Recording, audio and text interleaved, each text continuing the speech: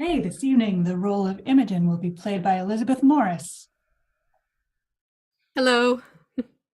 Posthumus Leonatus will be Elizabeth Yvette Ramirez. Hello. The roles of Cymbeline and Sicilius Leonatus will be played by Susan Bond, that's me. The Queen and Mother will be played by Laura Hubbard. Hello. The roles of Pisanio and the second brother will be played by Shalyn Bass-McFaul. Shalyn Bass-McFaul. Hey, Bass-McFaul, sorry, thank That's you. okay. Cloten, the first brother and Soothsayer will be Hilary Wartinger. Hello. Iachimo and Jupiter will be Christopher Prentice. Hello. Caius, Lucius, and Philario will be Weldon Goree. Hello. The second gentleman, Belarius, and the Dutchman will be Gaby Grice. Hi. Guiderius, the Frenchman, a musician, first jailer, and first tribune will be Miriam Bachman. Hello. Arviragus, Spaniard, the musician, and second jailer, and Lord and First Lord will be Tori Urquhart. Hey.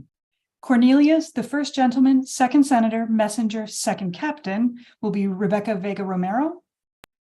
Hola. Lady, First Lady, Helen, the first senator, attendant, captain, and first captain will be Steve Fisher. Hi, everybody. Okay, thank you, Susan. And if you are not in the first scene, if you could just turn your camera off for us. Okay, so the Corona Cold reads third anniversary reading of Cymbeline. Act 1, Scene 1, Britain, the Garden of Cymbeline's Palace. Enter two gentlemen. You do not meet a man but frowns. Our bloods no more obey the heavens than our courtiers still seem as does the king. But what's the matter?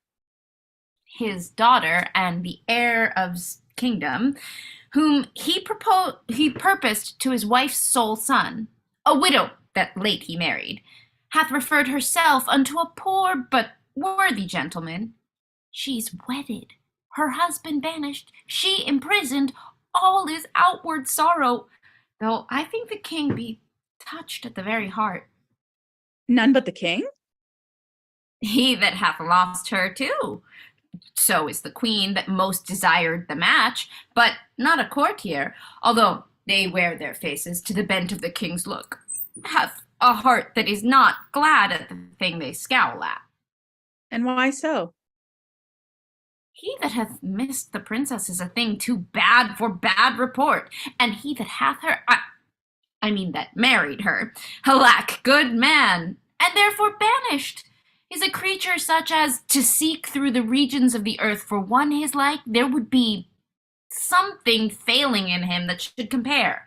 I do not think so fair an outward and such stuff within endows a man but he. You speak him far. I do extend him, sir, within himself, crush him together rather than unfold his measure duly. Well, what's his name and birth? I cannot delve him to the root. His father was called Sicilius, who did join his honor against the Romans with Cymbeline, but had his titles by Tenantius, whom he served with glory and admired success, so gained the suredition Leonatus, and had, besides this gentleman in question, two other sons, who in the wars of the time died with their swords in hand, for which their father, then old and fond of issue, took such sorrow that he quit being, and his gentle lady, big of this gentleman our theme, deceased as he was born. The king, he takes the babe to his protection, calls him Posthumus Leonatus, breeds him and makes him of his bedchamber, puts to him all the learnings that his time could make him the receiver of, which he took, as we do err, fast as 'twas ministered, and in spring became a harvest, lived in court, which rare it is to do, most praised, most loved, a sample to the youngest, to the more mature, a glass that feted them, and to the graver a child that guided daughters to his mistress, for whom he now is banished, Her own price proclaims how she esteemed him and his virtue. By her election may be truly read what kind of man he is. I honor him, even out of your report. But pray you, tell me, is she the sole child to the king? His only child. He had 2 sons. If this be worth your hearing, mark it. The eldest of them at 3 years old, if the swathing clothes the other, from their nursery were stolen, and to this hour no guess in knowledge which way they went. How long ago? How long is this ago? Some 20 years. That a king's children should be so conveyed, so slackly guarded, and the search so low that could not trace them. Howsoe'er 'tis strange, or that the negligence may be well laughed at, yet it is true, sir. I do well believe you. We must forbear. Here comes the gentleman, the queen and princess. Excellent. Enter the Queen, Posthumus, Leonatus, and Imogen. No, be assured you shall not find me, daughter, after the slander of most stepmothers, evil-eyed unto you.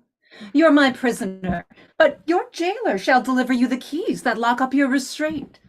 For you, Posthumus, so soon as I can win the official king, I will be known your adviser. I will be known your advocate. Marry, yet the fire of rage is in him, and 'twere good you leaned unto his sentence with that patience your wisdom may inform you. Please your highness, I will from hence today. You know the peril. I'll fetch a turn about the garden, pitying the pangs of barred affections, though the king hath charged you should not speak together. Oh, dissembling courtesy! How fine this tyrant can tickle where she wounds.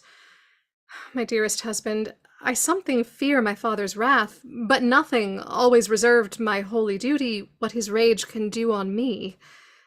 You must be gone, and I shall here abide the hourly shot of angry eyes, not comforted to live, but that there is this jewel in the world that I may see again.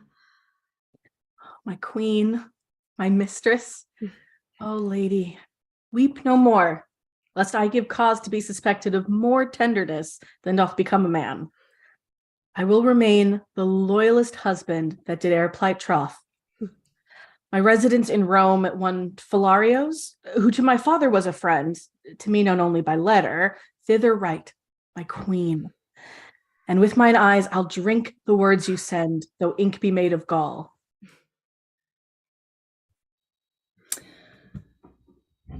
Oh, be brief, I pray you. If the king come, I shall incur I know not how much of his displeasure. Yet I'll move him to walk this way. I never do him wrong, but he does by my injuries to be friends, pays dear for my offenses. Should we be taking leave as long a term as yet we have to live, the loathness to depart would grow. Adieu. Nay, stay a little. Were you but riding forth to air yourself, such parting were too pretty. Look here, love, this diamond was my mother's. Take it, heart, but keep it till you woo another wife when Imogen is dead. How another? Oh, you gentle gods, give me but this I have, and sear up my embracements from next with bonds of death. Bring on the ring. Remain thou here, while sense can keep it on. And sweetest, fairest, as I my poor self did exchange for you, so to your infinite loss, so in our trifles, I still win of you. And for my sake, wear this. It is a manacle of love. I'll place it upon thy fairest prisoner. With a bracelet upon her arm. Oh, the gods, when shall we see again? Enter Cymbeline and lords. Alack, the king. Thou basest thing, avoid, hence from my sight. If after this command thou fraught the court with thy unworthiness, thou diest. Away, thou art poison to my blood. Gods protect you. and bless the good remainders of the court. I'm gone. Oh, there cannot be a pinch in death more sharp than this. Oh, disloyal thing, that shouldst repair my youth, thou heapst a year's age on me. Oh, I beseech you, sir, harm not yourself with your vexation. I am senseless of your wrath. A touch more rare subdues all pangs, all fears. Past grace, obedience? Past hope, and in despair, that way past grace. That mightst have had the sole son of my queen. Oh, blessed that I might not. I chose an eagle, and did avoid a puttock. Thou tookst a beggar, wouldst have made thy throne a seat for baseness. No, I rather added a luster to it. Oh, thou vile one. Sir, it is your fault that I have loved Posthumus. You bred him as my playfellow, and he is a man worth any woman, or buys me almost the sum he pays. What? Art thou mad? Almost, sir. Heaven restore me. Would I were a neat herd's daughter, and my Leonatus our neighbor shepherd's son. Thou foolish thing. They were again together. You have done naught after our command. Away with her and pen her up. Beseech your patience. Peace. Dear lady daughter, peace. Sweet sovereign, leave us to ourselves, and make yourself some comfort out of your best advice. Nay, let her languish a drop of blood a day, and being aged die of this folly. Fie, you must give way. Enter Pisanio. Here is your servant. How now, sir? What news? My lord, your son drawn on my master. No harm is done, I trust? There might have been, but that my master rather played than fought, and had no help of anger. They were parted by gentlemen at hand. I'm very glad on it. Your son's my father's friend. He takes his part. To draw upon an exile. Oh, brave sir. I would they were in Afric both together, myself by with a needle, that I might prick the goer back. Why came you from your master? On his command, he would not suffer me to bring him to the heaven, left these notes of what command I should be subject to when it pleased you to employ me. This hath been your faithful servant. I dare lay mine honor he will remain so. I humbly thank your highness. Pray, walk a while. About some half hour hence, I pray you, speak with me. You shall at least go see my lord abroad. For this time, leave me. Do the same, a public place. Enter Cloten and two lords.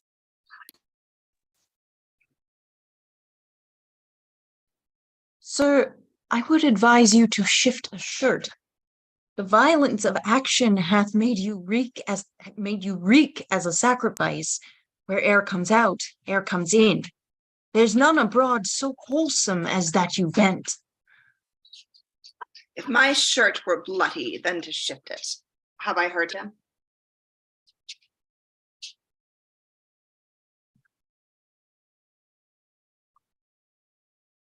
No faith, nor so much as his persons. Hurt him. His body's a passable carcass, if his body's a passable carcass if he be not hurt. It is a thoroughfare for steel if it be not hurt.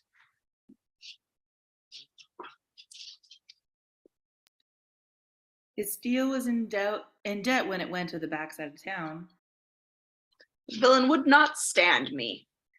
No, he fled forward still toward your face. Stand you. You have land enough of your own. But he added to your having, gave you some ground. As many inches as you have oceans, puppies. Would they had not come between us. So would I, till you had measured how long a fool you were upon the ground. That she should love this fellow and refuse me? If it be a sin to make a true election, she is damned. Sir, as I told you always, her beauty and her brain go not together. She's a good sign, but I have seen small reflection of her wit. She shines not upon fools, lest the reflection should hurt her. Come onto my chamber. Would there had been some hurt done. I wish not so, unless it had been the fall of an ass, which is no great hurt. You'll go with us. I'll attend your lordship. Nay, come, let's go together. Well, my lord. Exeunt. Scene 3, room in Cymbeline's palace. Enter Imogen and Pisanio. I would thou grewst unto the shores of the haven, and questionst every sail. If he should write and not have it, 'twere a paper lost as offered mercy is. What was the last that he spake to thee? It was his queen. His queen. Then waved his handkerchief? And kissed it, madam. Oh, senseless linen! Happier therein than I. And that was all? No, madam, for so long as he could make me with his eye or ear distinguish him from others, he did keep the deck with glove or hand or handkerchief, still waving, as the fits and stirs of mind could best express how slow his soul sailed on, how swift his ship. Oh, thou shouldst have made him as little as a crow, or less, ere left to after-eye him. Madam, so I did. I would have broke mine eye-strings, cracked them, but to look upon him till the diminution of space had pointed him sharp as my needle, nay, followed him, till he had melted from the smallness of a gnat to air, and then have turned mine eye and wept. But good Pisanio, when shall we hear from him? Be assured, madam, with his next vantage. I did not take my leave of him, but had most pretty things to say. Ere I could tell him how I would think on him at certain hours, such thoughts and such, or I could make him swear the sheaves of Italy could not betray mine interest and his honour, or have charged him at the 6th hour of morn, at noon, at midnight, to encounter me with his orisons, for then I am in heaven for him, or ere I could give him that parting kiss which I had set betwixt two charming words, comes in my father, and like tyrannous breathing of the north, shakes all of our buds from growing. Enter a lady.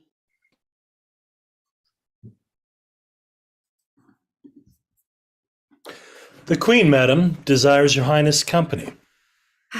Those things I bid you do, get them dispatched. I will attend the Queen. Madam, I will. Exeunt. Scene 4, Rome, Philario's house. Enter Philario, Iachimo, a Frenchman, a Dutchman, and a Spaniard. Believe it, sir, I have seen him in Britain. He was then of a crescent note, expected to prove so worthy as since he hath been allowed the name of. But I could have looked on him without the help of admiration, though the catalogue of his endowments had been tabled by his side, and I to peruse him by items. You speak of him when he was less furnished than now. He is with that which makes him both without and within. I have seen him in France. We had very many there could behold the sun with as firm eyes as he. This matter of marrying his king's daughter, wherein he must be weighed rather by her value than his own, words him, I doubt not, a great deal from the matter. And then his banishment? Aye, and the approbation of those that weep this lamentable divorce under her colours are wonderfully to extend him. Be it but to fortify her judgment, which else an easy battery might lay flat, for taking a beggar without less quality. But how comes he is to sojourn with you? How creeps acquaintance? His father and I were soldiers together, to whom I have been often bound for no less than my life. Here comes the Briton. Let him be so entertained amongst you as suits, with gentlemen of your knowing, to a stranger of his quality. Enter Posthumus Leonatus. I beseech you all, be better known to this gentleman, whom I commend to you as a noble friend of mine. How worthy he is, I will leave to appear hereafter, rather than story him in his own hearing. Sir, we have known together in Orleans. Since when I have been debtor to you for courtesies, which I will ever to pay, and yet pay still. Sir, you overrate my poor kindness. I was glad I did atone my countryman, and It had been pity you should have been put together with so mortal a purpose as then each bore upon importance of so slight and trivial a nature. By your pardon, sir, I was then a young traveler, rather shunned to go even with what I heard than in my every action to be guided by others' experiences. But upon my mended judgment, if I offend not to say it is mended, my quarrel was not altogether slight. Faith, yes, to be put to the arbitrement of swords, and by such two that would by all likelihood have confounded one the other, or have fallen both. Can we, with manners, ask what was the difference? Safely, I think. 'Twas a contention en public, which may, without contradiction, suffer the report. It was much like an argument that fell out last night, where each of us fell in praise of our country mistresses. This gentleman at that time vouching, and upon warrant a bloody affirmation, his to be more fair, virtuous, wise, chaste, constant, qualified, and less attemptable than any the rarest of our ladies in France. That lady is not now living, or this gentleman's opinion by this worn out. She holds her virtue still, and I my mind. You must not so far prefer her 4 hours of Italy. Being so far provoked as I was in France, I would abate her nothing, though I profess myself her adorer, not her friend.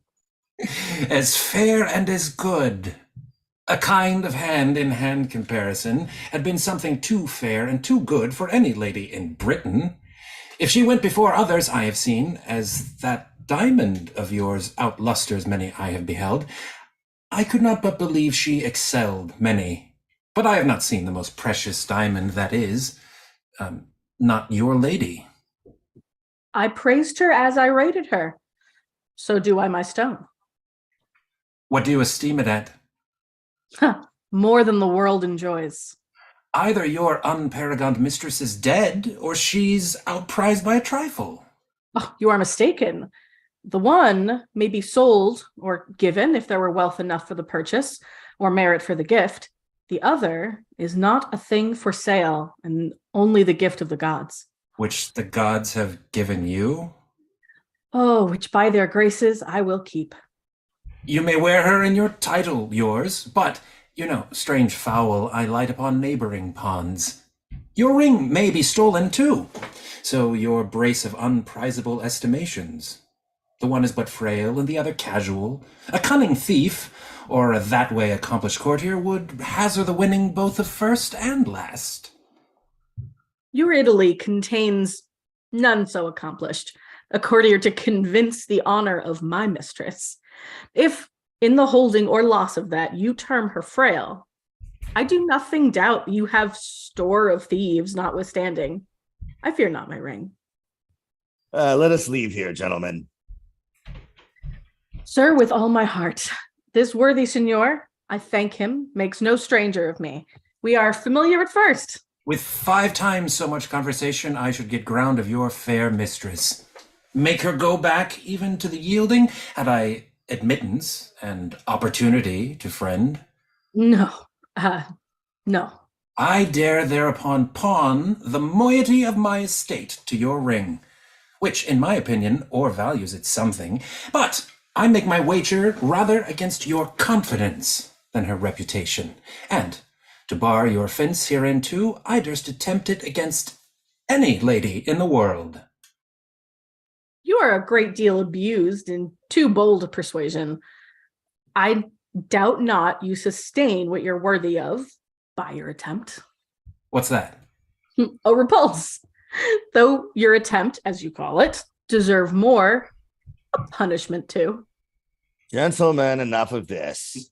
It came in too suddenly, let it die as it was born, and I pray you be better acquainted. Would I had put my estate and my neighbors on the approbation of what I have spoke. What lady would you choose to assail? Yours, whom in constancy you think stands so safe. I will lay you 10,000 ducats to your ring, that commend me to the court where your lady is, with no more advantage than the opportunity of a second conference, and I will bring from thence that honor of hers which you imagine so reserved. wage against your gold. Gold to wit, my ring, I hold dear as my finger, 'tis part of it. You are afraid, and therein the wiser. If you buy ladies' flesh at 1,000,000 a drab, you cannot preserve it from tainting. But I see you have some religion in you that you fear. This is but a custom in your tongue. You bear a graver purpose, I hope. I am the master of my speeches, and would undergo what's spoken. I swear. Will you? I shall but lend my diamond till your return. Let there be covenants drawn between. My mistress exceeds in goodness the hugeness of your unworthy thinking. I dare you to this match. Here's my ring. I will have it no lay. By the gods, it is one. If I bring you no sufficient testimony that I have enjoyed the dearest bodily part of your mistress, my 10,000 ducats are yours. So is your diamond too. If I come off and leave her in such honor as you have trust in, she your jewel, this your jewel, and my gold are yours, provided I have your commendation for my more free entertainment. I embrace these conditions. Let us have articles betwixt us. Only, thus far you shall answer. If you make your voyage upon her and give me directly to understand you have prevailed, I am no further your enemy. She is not worth our debate. If she remain unseduced, you not making it appear otherwise for your ill opinion and the assaults you have made to her chastity, you shall answer me with your sword. Your hand, a covenant. We will have these things set down by lawful counsel, and straightway for Britain, lest the bargain should catch cold and starve. I will fetch my gold and have our 2 wagers recorded. Agreed. And Posthumus, Leonatus, and Iachimo. Will this hold, think you? Signor Iachimo will not from it. Pray, let us follow him. Exeunt.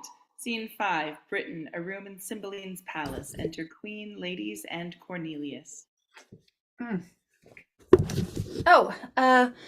Whilst yet the dews on the ground, gather those flowers. Make haste. Who has the note of them? I, madam. Dispatch. Exeunt, ladies. Now, Master Doctor, have you brought those drugs? Pleaseth your highness, I. Here they are, madam. Presenting a small box. But I beseech your grace, without offense, my conscience bids me ask, wherefore you have commanded of me these most precious, poisonous compounds, which are the movers of a languishing death, but though slow, deadly? Wonder, Doctor, thou asked me such a question. Have I not been thy pupil long? Hast thou not learned me how to make perfumes, distill, preserve? Yea, so that our great king himself doth woo me oft for my confections. Having thus far proceeded, unless thou thinkest me devilish, oh, is it not meet that I did, amplifying my judgment and other conclusions? I will try the forces of these thy compounds on such creatures as we count not worth the hanging of, but not human. Oh, to try the vigor of them and apply a layman's to their act, and by them gather their several virtues and effects. Your highness shall from this practice but make hard your heart. Besides, the seeing these effects will be both noisome and infectious. Oh, content thee. Enter Pisanio. Oh, here comes a flattering rascal. Upon him will I first work. He's for his master, an enemy to my son. How now, Pisanio? Doctor, your service for this time is ended. Take your own way. Shoo. Bye-bye. I do suspect you, madam, but you shall do no harm. Hark thee. A word. I do not like her. She doth think she has strange lingering poisons. I do know her spirit, and will not trust one of her malice with a drug of such damned nature. Those she has will stupefy and dull a sense awhile, which first perchance she'll prove on cats and dogs, then afterward up higher. There is no danger in which show of death it makes, more than the locking up the spirits a time, to be more fresh, reviving. She is fooled with the most false effect, and I the truer, so to be false with her. No further service, doctor, until I send for thee. I humbly take my leave. Exit. Weeps she still, sayest thou? Dost thou think in time she will not quench and let instructions enter where folly now possesses? Do thou work. When thou shalt bring me word that she loves my son, I'll tell thee on the instant, thou art then as great as thy master. Greater for his fortunes, all lie speechless, and his name is at last gasp. Return he cannot, nor continue where he is. To shift his being is to exchange one misery with another, and every day that comes to decay a day's work in him. What shalt thou expect to be depender on a thing that leans, who cannot be new built, nor has no friends, so much as but to prop him? Oh. Queen drops the box. Pisanio takes it up. Thou takest up. Thou knowest not what, but take it for thy labor. It's a thing I made, which hath the king 5 times redeemed from death. Oh, I don't know what is more cordial.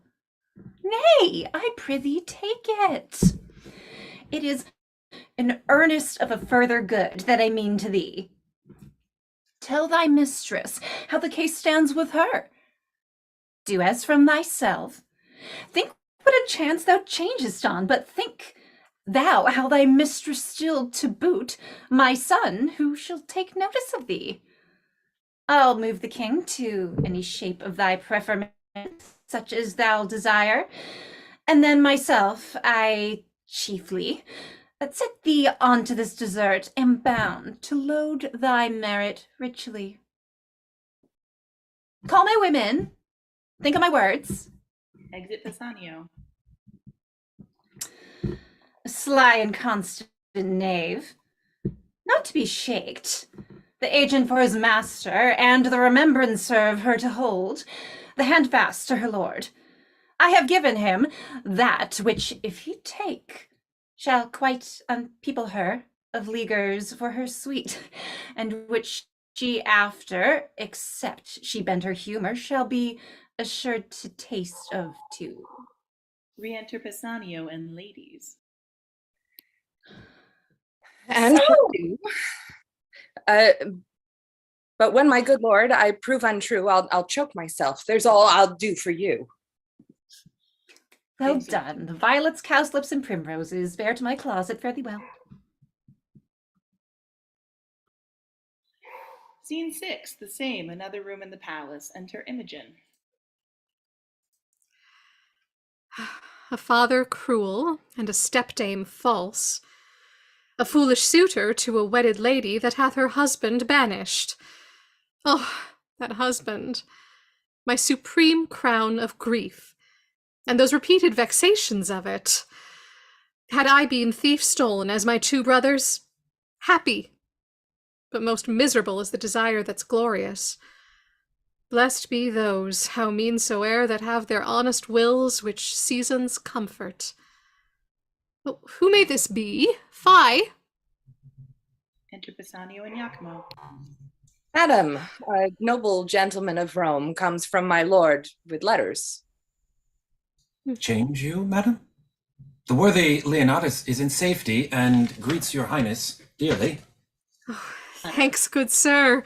You're kindly welcome. All of her that is out of door most rich. If she be furnished with a mind so rare, she is alone the Arabian bird, and I have lost the wager.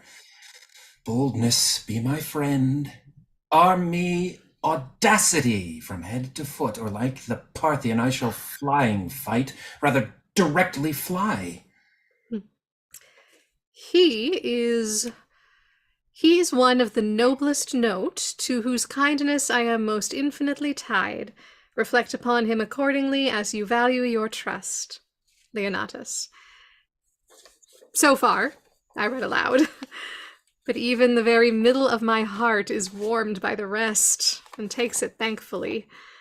You are as welcome, worthy sir, as I have words to bid you, and shall find it so in all that I can do.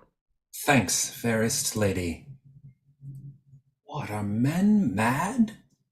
Hath nature given them eyes to see this vaulted arch, and the rich crop of sea and land which can distinguish twixt the fiery orb above and the trim stones upon the numbered beach? And can we not partition make with spectacles so precious twixt fair and foul? What makes your admiration? Cannot be the eye. For apes and monkeys twixt two such sheaves would chatter this way and condemn with mouths the other, nor the judgment. For idiots in this case a favor would be wisely definite, nor the appetite. Sluttery to such neat excellence opposed should make desire vomit emptiness, not so allured to feed. What is the matter, trow? The cloyed will, that satiate yet unsatisfied desire, that tub both filled and running, ravening first the lamb, longs after for the garbage. What, dear sir, thus raps you? Are you well? Thanks, madam. Well. Beseech you, sir, desire my man's abode where I did leave him. He is strange and peevish. Continues well, my lord. His health, beseech you. Well, madam. Is he disposed to mirth? I hope he is. Exceeding pleasant. None a stranger there so merry and so gamesome. He is called the Briton reveller. When he was here, he did incline to sadness, and oft times not knowing why. I never saw him sad. There is a Frenchman, his companion, one an eminent monsieur, that it seems much loves a Gallian girl at home. He furnaces the thick sighs from him, whilst the jolly Briton, your lord, I mean, laughs from his free lungs, cries, "Oh, can my sides hold, to think that men, who knows by history, report, or his own proof, what woman is, yea, what she cannot choose, but must be, will his free hours languish for assured bondage?" Will my lord say so? Aye, madam, with his eyes in flood with laughter. It is a recreation to be by and hear him mock the Frenchman. But heaven knows some men are much to blame. Well, not he, I hope. Not he. But yet, heaven's bounty towards him might be used more thankfully. In himself, 'tis much. In you, which I account his beyond all talents, whilst I am bound to wonder, I am bound to pity, too. What do you pity, sir? Two creatures, heartily. Am I one, sir? You look on me. What wreck discern you in me deserves your pity? Lamentable! What?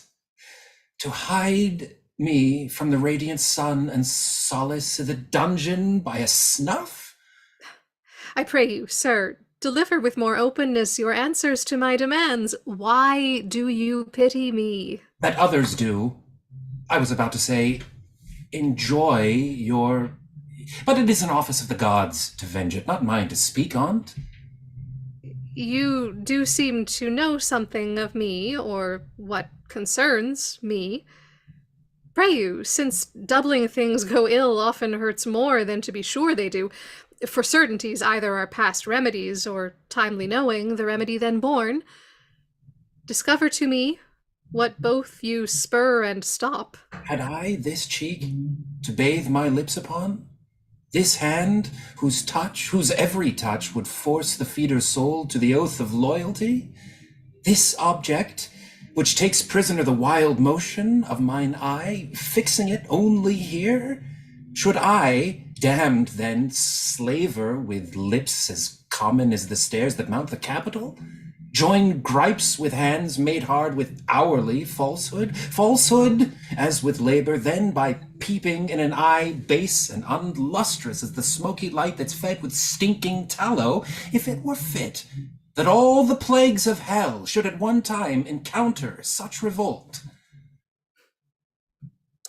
My lord, I fear, has forgot Bretagne. And himself. Not I, inclined to this intelligence, pronounce the beggary of his change, but 'tis your graces that from pay mutest conscience to my tongue charms this report out. Let me hear no more.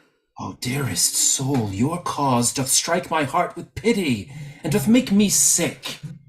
A lady so fair and fastened to an empery would make the great king double, to be partnered with tomboys hired with that self-exhibition which your own coffers yield, with diseased ventures that play with all infirmities for gold, which rottenness can lend nature. Such boiled stuff as well might poison. Be revenged, or she that bore you was no queen, and you recoil from your great stock. Revenged? How should I be revenged? If this be true, as I have such a heart that both mine ears must not in haste abuse, if it be true, how should I be avenged? Should he make me live like Diana's priest betwixt cold sheets, whilst he is vaulting variable ramps in your despite upon your purse? Revenge it! I dedicate myself to your sweet pleasure, more noble than that runagate to your bed, and will continue fast to your affections still close as sure. What ho, Pisanio? Let me my service tender upon your lips. Away! I do condemn mine ears that have so long attended thee. If thou wert honourable, thou wouldst have told this tale for virtue, not for such an end thou seek'st, as base as strange. Thou wrong'st a gentleman who is as far from thy report as thou from honour, and solicit'st here a lady that disdains thee and the devil alike. What ho, Pisanio! The king, my father, shall be made acquainted of thy assault. If he shall think it fit, a saucy stranger in his court to mart, as in a Romish stew, and to expound his beastly mind to us, he hath a court he cares little for, and a daughter who he not respects at all. What ho, Pisanio! Happy Leonatus! I may say the credit that thy lady hath of thee deserves thy trust, and thy most perfect goodness her assured credit. Blessed live you long, a lady to the worthiest sir that ever country called his, and you his mistress, only for the most worthiest fit. Give me your pardon. I have spoke this to know if your affiance were deeply rooted, and shall make your lord that which he is, new or, and he is one, the truest mannered, such a holy witch that he enchants societies into him. Half all men's hearts are his. You make amends? He sits mongst men like a descended god. He hath a kind of honour, sets him off more than a mortal seeming. Be not angry, most mighty princess, that I have adventured to try your taking a false report, which hath honoured with confirmation your great judgment in the election of a sir so rare, which you know cannot err.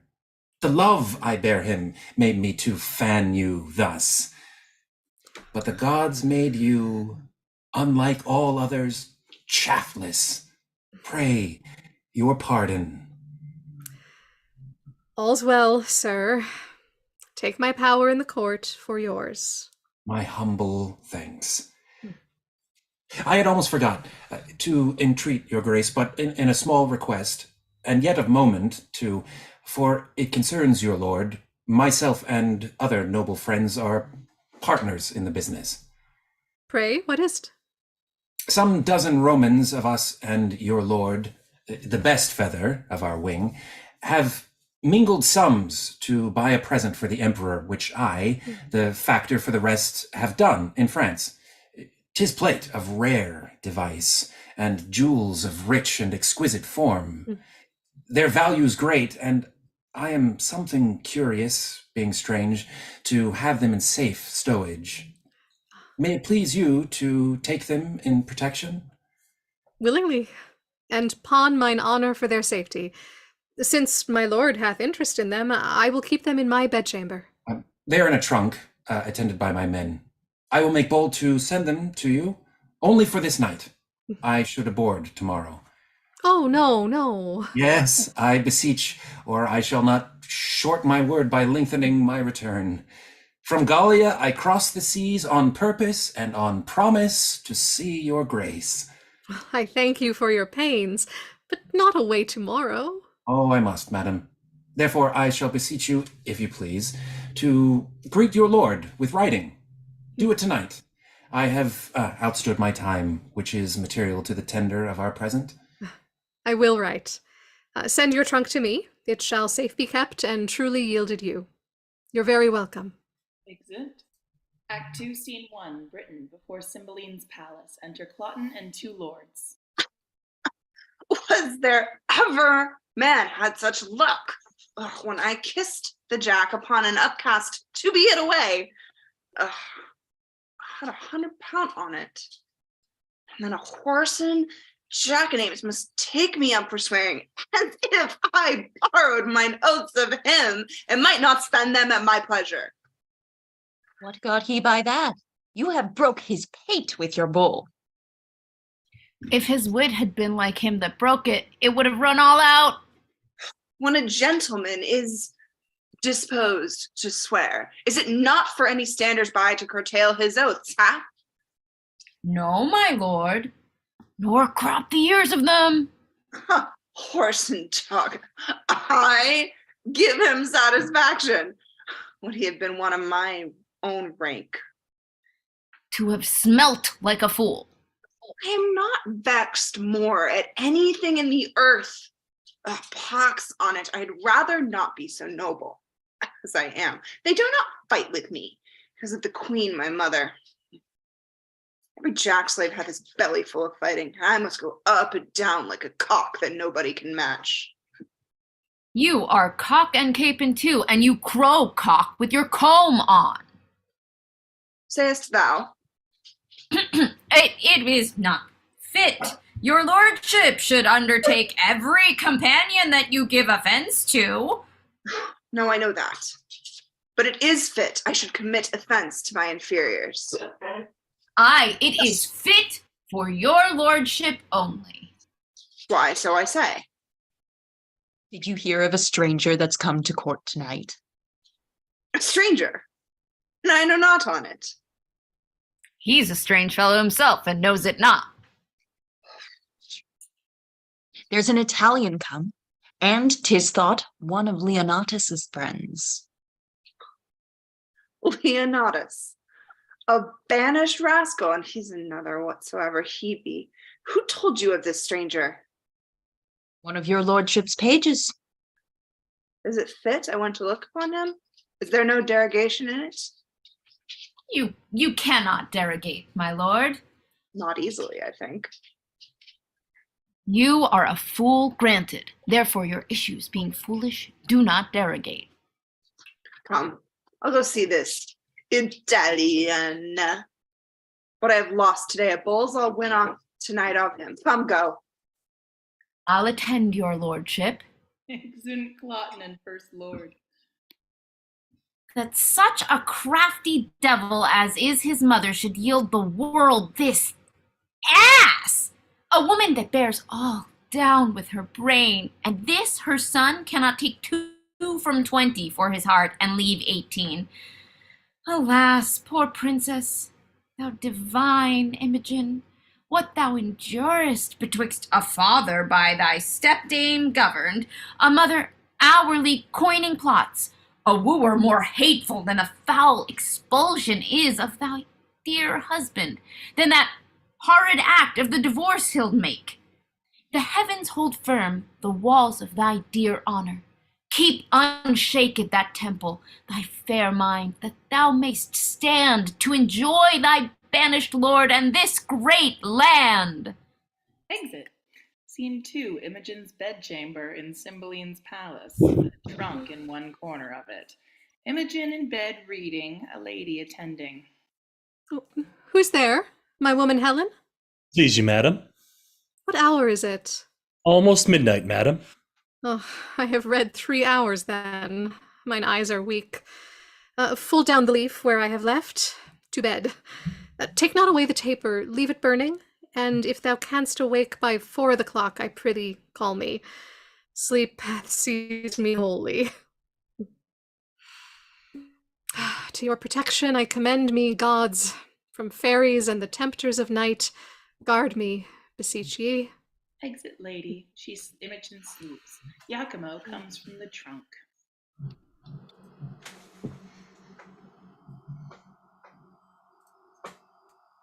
The crickets sing, and man's o'erlabored sense repairs itself by rest. Our Tarquin thus did softly press the rushes ere he wakened, the chastity he wounded. Cytherea, how bravely thou becomest to thy bed, fresh lily, and whiter than the sheets, that I might touch, but kiss, one kiss. Rubies unparagoned, how dearly they do't! 'Tis her breathing that perfumes the chamber thus. The flame or the taper bows toward her, and would underpeep her lids to see the enclosed lights, now canopied under these windows, white and azure laced with blue of heaven's own tint. But my design, to note the chamber, I will write all down. Such and such pictures. There the window. Such the adornment of her bed. The heiress. Figures. Why, such and such. And the contents of the story. But some natural notes about her body. Above 10,000 meant movals would testify to enrich mine inventory. Oh, sleep, thou ape of death, lie dull upon her, and be her sense but as a monument, thus in a chapel lying. Come off! Come off! As slippery as the Gordian knot was hard, 'tis mine. And this will witness outwardly as strongly as the conscience does within to the madding of her lord. On her left breast, a mole, syncope spotted like the crimson drops at the bottom of a cowslip. Here's a voucher stronger than ever law could make. This secret will force him think I have picked the lock and ta'en the treasure of her honor. Oh, no more. To what end? Why should I write this down that's riveted, screwed to my memory? Oh, she hath been reading late. The tale of Tyreus. Here's the leaf turned down, where Philomel gave up. I have enough. To the trunk again, and shut the spring of it. Swift, swift, you dragons of the night, that dawning may bear the raven's eye. I lodge in fear, though this heavenly angel, hell is here. Dong, dong, dong.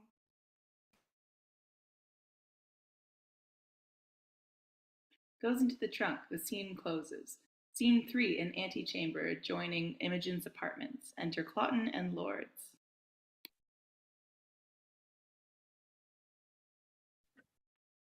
Your lordship is the most patient man in loss, the most coldest that ever turned up ace. It would make any man cold to lose. But not every man patient after the noble temper of your lordship. You are the most hot and furious when you win. Winning will put any man into courage. If I could get this foolish Imogen, should have gold enough. It's almost morning, is it not? Hey, my lord. I would this music would come. I'm advised to give her music of mornings. They say it will penetrate. Musicians. Come on, tune. If you can penetrate her with your fingering.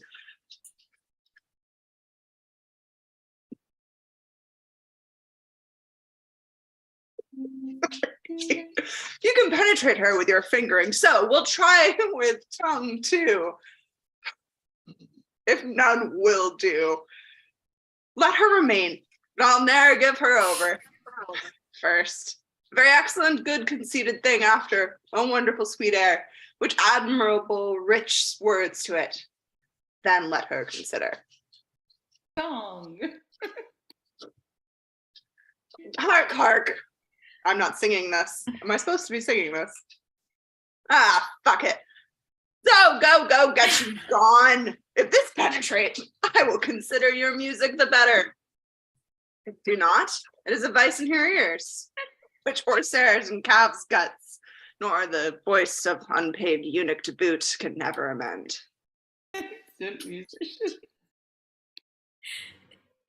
Here comes the king. Glad I was up so late, for that's the reason I was up so early. Me cannot choose but take this service I have done fatherly. Enter Cymbeline and Queen. Good morrow to your majesty and to my gracious mother. Attend you here the door of our stern daughter? Will she not forth? I have assailed her with music, but she vouchsafes no notice. The exile of her minion is too new. She hath not yet forgot him. Some more time must wear the print of his remembrance out, and then she's yours. You are most bound to the king, who lets go by no vantages that may prefer you to his daughter. Frame yourself to orderly soliciting, and, befriended with aptness of the season, make denials, increase your services, so seem as if you were inspired to do those duties which you tender to her, that you in all obey her, save when commands to your dismission tends, and therein you're senseless. Senseless? Not so. A messenger. So like you, sir, ambassadors from Rome. The one is Caius Lucius. A worthy fellow, albeit he comes on angry purpose now, but that's no fault of his. We must receive him according to the honor of his sender, and towards himself his goodness forespent on us, we must extend our notice. Our dear son, when you have given good morning to your mistress, attend the queen and us. We shall have need to employ you towards this Roman. Come, our queen. Oh, but Cloten. If she be up, I'll speak with her. If not, let her lie still and dream. By your leave, ho! I know her women are about her. What if I do line one of their hands? 'Tis gold which buys admittance, oft it doth. Yeah, and makes Diana's rangers admit them false themselves, yield up their dear to the stand of the stealer. And it is gold which makes the true man killed and saves the thief. Nay, some hangs both thief and true man. What can it not do and undo? I will make one of her women lawyer to me, for I yet not understand the case myself. By your leave. Enter a lady. Who's there that knocks? A gentleman? No more? Yes, and a gentlewoman's son. That's more than some whose tailors are as dear as yours can justly boast of. What's your lordship's pleasure? Your lady's person. Is she ready? Aye, to keep her chamber. There's gold for you. Sell me your good report. How? My good name! What report of you what I shall think is good? The princess. Imogen.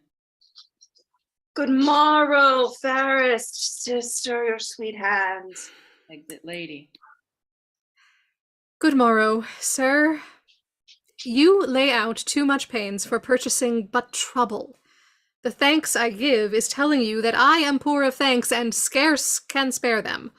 Still, I swear I love you. If you but said so, 'twere as deep with me. If you swear still, your recompense is still that I regard it not. This is no answer. But that you shall not say I yield being silent, I would not speak. I pray you, spare me. Faith, I shall unfold equal discourtesy to your best kindness. One of your great knowing should learn, being taught, forbearance. To leave you in madness? 'Twere my sin. I will not. Fools are not mad folks. Do you call me fool? As I am mad, I do. If you'll be patient, I'll no more be mad. That cures us both. I am much sorry, sir. You put me to forget a lady's manners by being so verbal. And learn now, for all, that I, which know my heart, do here pronounce by the very truth of it, I care not for you, and am so near the lack of charity to accuse myself, I hate you, which I had rather you felt than maked my boast. You sin against obedience, which you owe your father. For the contract you pretend with that base wretch, one bred of alms and fostered with cold dishes, with scraps of the court, it is no contract, none. And though it be allowed in meaner parties, yet who then he more mean to knit their souls, on whom there is no more dependency but brats and beggary in self-figured knot. Yet you're curbed from that enlargement by the consequence of the crown, and must not soil the precious note of it with a base slave. A hilding for a livery, a squire's cloth, a pantler not so eminent.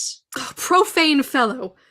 Wert thou the son of Jupiter, and no more but what thou art besides? Thou wert too base to be his groom. Thou wert dignified enough, even to the point of envy, if 'twere made comparative for your virtues, to be styled the under hangman of his kingdom, and hated for being preferred so well. Self-fog rot him. Oh, he never can meet more mischance than come to be named, but named of thee. His meanest garment that ever hath but clipped his body is dearer in my respect than all the hairs above thee, were they made such men. How now, Pisanio? His garment? Now the devil. To Dorothy, my woman, hie thee presently. His garment. I am sprited with a fool, frighted and angered worse. Go, bid my woman search for a jewel that too casually hath left mine arm. It was thy master's. Shrew me if I would lose it for a revenue of any kings in Europe. I do think I saw it this morning.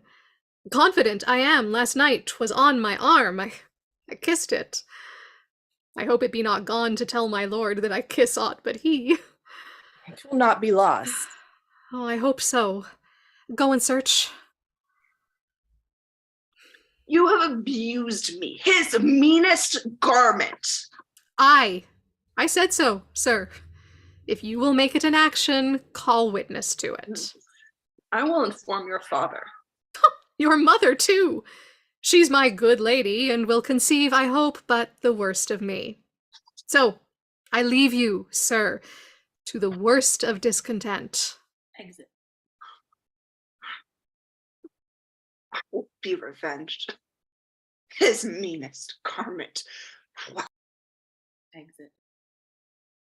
Scene 4, Rome, Philario's house. Enter Posthumus and Philario. Fear not, sir. I would I were so sure to win the king, as I am bold her honor will remain hers. What means do you make to him? Not any, but abide the change of time. Quake in the present winter state and wish that warmer days would come. In these seared hopes, I barely gratify your love. They failing, I must die much your debtor. Your very goodness and your company o'erpays all I can do. By this, your king hath heard of great Augustus. Caius Lucius will do his commission thoroughly, and I think he'll grant the tribute, send the arrearages, or look upon our Romans, whose remembrance is yet fresh in their grief. I do believe, statist though I am none, nor like to be, that this will prove a war, and you shall hear the legions now in Gallia sooner landed in our not fearing Britain than have tidings of any penny tribute paid. Our countrymen are men more ordered than when Julius Caesar smiled at their lack of skill, but found their courage worthy of his frowning. Their discipline, now mingled with their courages, will make known to their approvers they are people such that mend upon the world. See, Iachimo. Oh, the swiftest hearts have posted you by land, and the winds of all corners kissed your sails to make your vessel nimble. Welcome, sir. I hope the briefness of your answer made the speediness of your return. Your lady is one of the fairest that I have looked upon. And with all the best. Oh, or let her beauty look through a casement to allure false hearts and be false with them. Here are letters for you. They're good tenor, I trust. 'Tis very like. Was Caius Lucius in the Britain court when you were there? He was expected then, but not approached. All is well yet. Sparkles this stone as it was wont, or is not too dull for your good wearing? If I had lost it, I should have lost the worth of it in gold. I'll make the journey twice as far to enjoy a second night of such sweet shortness, which was mine in Britain, for the ring is won. The stone's too hard to come by. Not a whit, your lady being so easy. Make not, sir. Your loss, your sport. I hope you know that we must not continue friends. Good sir, we must, if you keep covenant. Had I not brought the knowledge of your mistress home, I grant we were to question further, but I now profess myself the winner of her honor, together with your ring, and not the wronger of her or you, having proceeded but by both your wills. If you can make apparent that you have tasted her in bed, my hand and ring is yours. If not, the foul opinion you had of her pure honor gains or loses your sword or mine, or masterless leaves both to what shall find them. Sir, my circumstances, being so near the truth as I will make them, must first induce you to believe, whose strength I will confirm with oath, which I doubt not you'll give me leave to spare when you shall find you need it not. Proceed. First, her bedchamber, where I confess I slept not, but profess had that was well worth watching. It was hanged with tapestry of silk and silver. The story, proud Cleopatra, when she met her Roman, and Cydnus swelled above the banks, or for the press of boats on pride, a piece of work so bravely done, so rich that it did strive in workmanship and value, which I wondered could be so rarely and exactly wrought, since the truth life was on't. This is true. And this you might have heard of here by me or by some other. More particulars must justify my knowledge. So they must, or do your honor injury. The chimney is south, the chamber, and the chimney piece chaste Dian bathing. Never saw I figures so likely to report themselves. The cutter was another nature, dumb, outwent her motion and breath left out. This is a thing which you might from relation likewise reap, being as it is much spoke of. The roof of the chamber with golden cherubims is fretted. Her andirons, I had forgot them, were 2 winking cupids of silver, each on 1 foot standing, nicely depending on their brands. No, this is her honor. Let it be granted you have seen all this, and praise be given to your remembrance. The description of what is in her chamber, nothing saves the wager you have laid. Then, if you can, be pale. I beg but leave to air this jewel. See? And now 'tis up again. It must be married to that your diamond. I'll keep them. Oh, Jove. Once more, let me behold it. Is it that which I left with her? Sir, I thank her, that. She stripped it from her arm. I see her yet. Her pretty action did outsell her gift, and yet enriched it too. She gave it me, and said she prized it. Once. Maybe she plucked it off to send it to me. She writes so to you, doth she? No.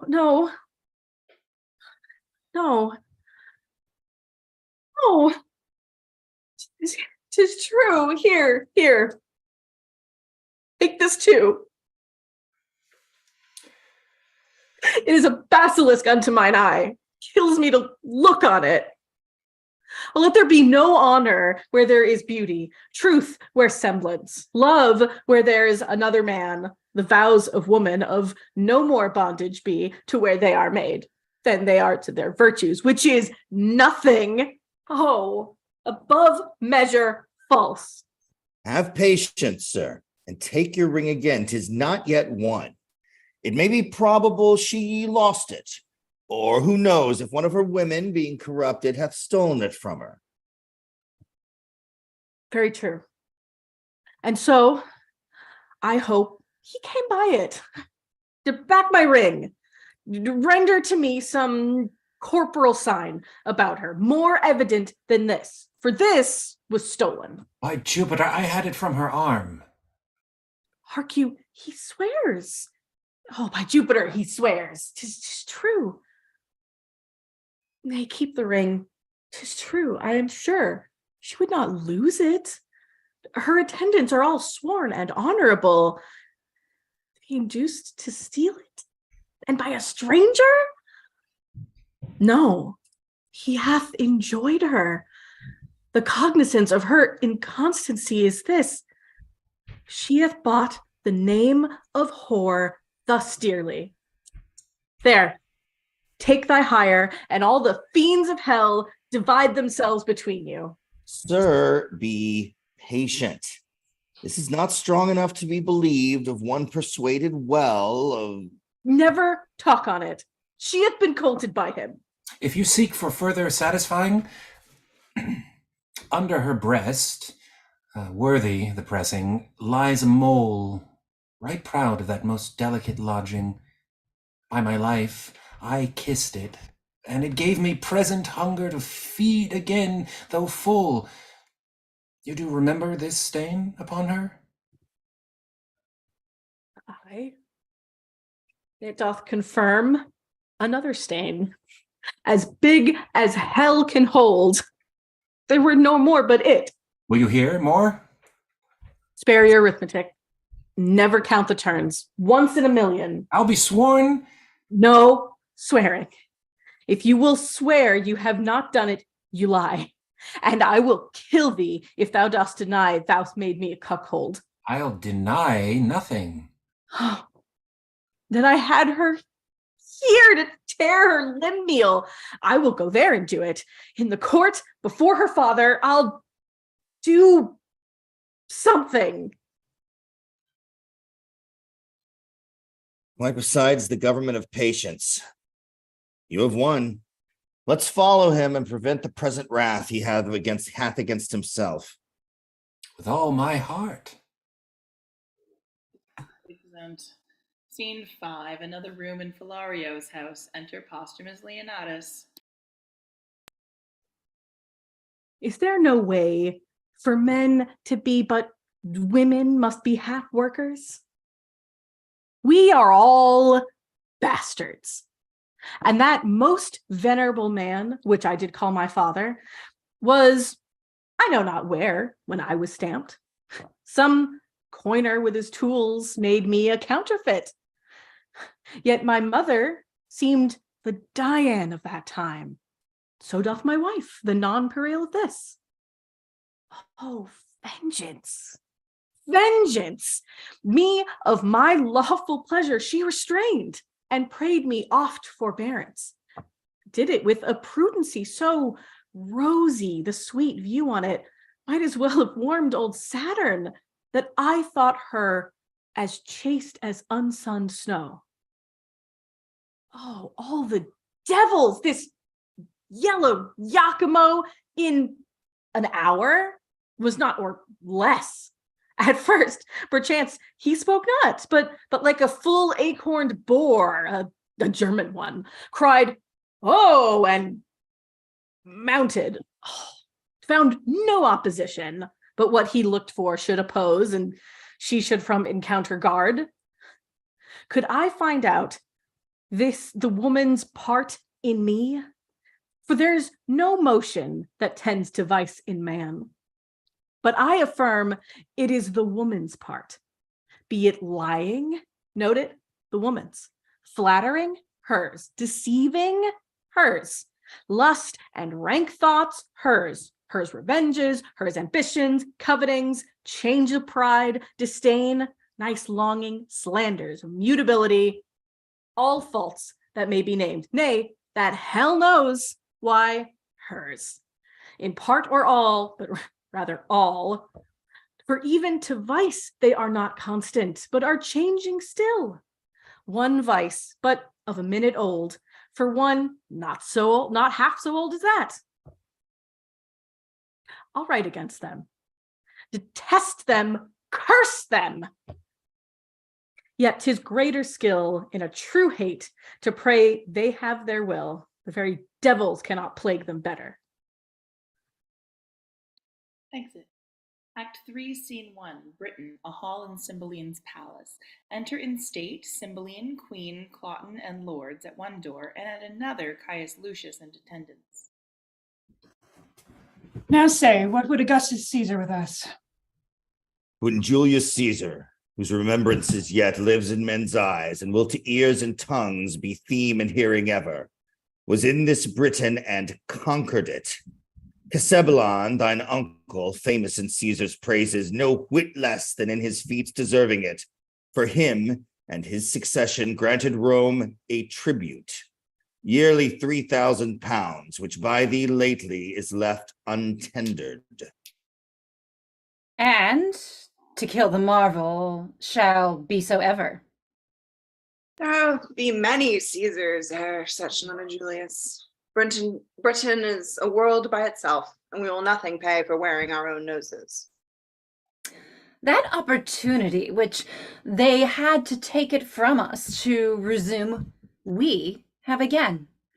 Remember, sir, my liege, the kings, your ancestors, together with the natural bravery of your isle, which stands as Neptune's park, ribbed and paled with rocks unscalable and roaring waters, with sands that will not bear your enemies' boats, but suck them up to the topmast. A kind of conquest Caesar made here, but made not here his brag of came and saw and overcame. With shame, that first that ever touched him, he was carried from off our coast, twice beaten, and his shipping, poor ignorant, baubles upon our terrible seas like eggshells moved upon their surges, cracked as easily against our rocks, for joy whereof the famed Cymbeline, who was once at point, O giglot fortune, to master Caesar's sword, made Lud's town with rejoicing fires bright, and Britons strut with courage. Come, there's some more tribute to be paid. Our kingdom is stronger than it was at that time, and as I said, there is no more such Caesars. Other of them may have crooked noses, but to owe such straight arms, none. Son, let your mother end. Yeah, but yet many among us can gripe as hard as Cymbeline. I do not say I am one, but I have a hand. Why tribute? Why should we pay tribute? If Caesar can hide the sun from us with a blanket or put the moon in his pocket, we'll pay him tribute for least. Else, sir, no more tribute, pray you now. You must know, till the injurious Romans did extort this tribute from us, we were free. Caesar's ambition, which swelled so much that it did almost stretch the sides of the world, against all color here did put the yoke upon us, which to shake off becomes a warlike people, whom we reckon ourselves to be. We do. Say then to Caesar, our ancestor was that Mulmutius, which ordained our laws, whose use the sword of Caesar hath too much mangled, whose repair and franchise shall, by the power we hold, be our good deed, though Rome be therefore angry. Mulmutius made our laws, who was the first of Britain, which did put his brows within a golden crown and call himself a king. I'm sorry, Cymbeline, that I am to pronounce Augustus Caesar that hath more kings his servants than thyself domestic officers, thine enemy. Receive it from me then. War and confusion in Caesar's name I pronounce against thee. Look for fury not to be resisted. Thus defied, I thank thee for myself. Thou art welcome, Caius. Thy Caesar knighted me. My youth I spent much under him. Of him I gathered honor, which he to seek of me again, perforce, behooves me keep at utterance. I am perfect, that the Pannonians and Dalmatians for their liberties are now in arms, a precedent which not to read would show the Britons cold, so Caesar shall not find them. Let proof speak. His Majesty bids you welcome. Make pastime with us a day or two or longer. If you seek us afterwards in other terms, you shall find us in our salt water girdle. If you beat us out of it, it is yours. If you fall in the adventure, our crows shall fare the better for you, and there's an end. So, sir. I know your master's pleasure, and he mine. All the remain is welcome. Exit. Scene 2, another room in the palace. Enter Pisanio with a letter. How? Of adultery? Wherefore write you not what monsters her accuser? Leonatus, oh master, what a strange infection is fallen into thy ear. What false Italian, as poisonous tongued as handed, hath prevailed on thy too reedy heart? Disloyal? No. She's punished for her truth and undergoes more goddess-like than wife-like, such assaults as would take in some virtue. Oh, my master, thy mind to her is now as low as were thy fortunes. How that I should murder her upon the love and truth and vows which I have made to thy command? I, her blood? If it be so to do good service, never let me be counted serviceable. How look I that I should seem to lack humanity so much as this fact comes to? Do it. The letter that I have sent her, by her own command, shall give the opportunity. Oh, damned paper, black as the ink that's on thee, senseless bauble, art thou of fury that this act, and looketh so virgin-like without? Lo, here she comes. I am as ignorant in what I am commanded. Enter Imogen. How now, Pisanio? Madam, here is a letter from my lord. Who? Thy lord? That is my lord, Leonatus. Oh, learned indeed that were that astronomer that knew the stars as I his characters. He'd lay the future open. Oh, you good gods, let what is here contained relish of love, of my lord's health, of his content, yet not that we two are asunder, let that grieve him. Some griefs are medicinable. That is one of them, for it doth physic love. Of his content, all but in that. Good wax thy leave. Blessed be you bees that make these locks of counsel. Lovers and men in dangerous bonds pray not alike. Though forfeiters you cast in prison, yet you clasp young Cupid's tables.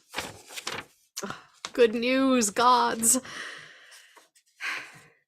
Justice and your father's wrath, should he take me in his dominion, could not be so cruel to me as you, O dearest of creatures, would even renew me with your eyes. Take notice that I am in Cambria at Milford Haven. What your own love will out of this advise you, follow. So he wishes you all happiness, that remains loyal to his vow, and your increasing in love, Leonatus Posthumus. Oh, for a horse with wings! Hear'st thou, Pisanio, he is at Milford Haven. Read, and tell me how far 'tis thither. If one of mean affairs may plot it in a week, why may not I glide thither in a day?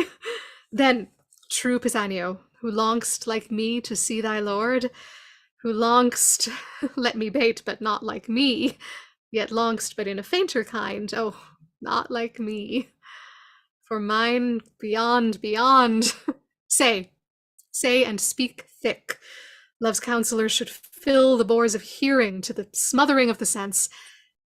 How far it is to this same blessed Milford. And by the way, tell me how Wales was made so happy as to inherit such a haven. But first of all, how may we steal from hence?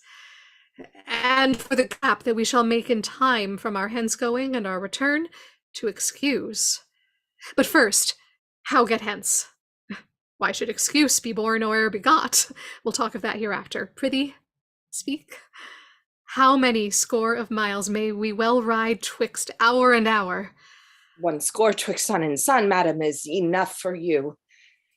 And too much, too. Why, one that rode to his execution, man, could never go so slow. I have heard of riding wagers where horses have been nimbler than the sands that run in the clock's behalf. But this is foolery. Go, bid my woman feign a sickness. Say she'll home to her father, and provide me presently a riding suit, at no costlier than would fit a franklin's housewife. Madam, you'd best consider. Oh, I see before me, man. Nor hear, nor what ensues, but have a fog in them that I cannot look through. Away, I prithee, do as I bid thee.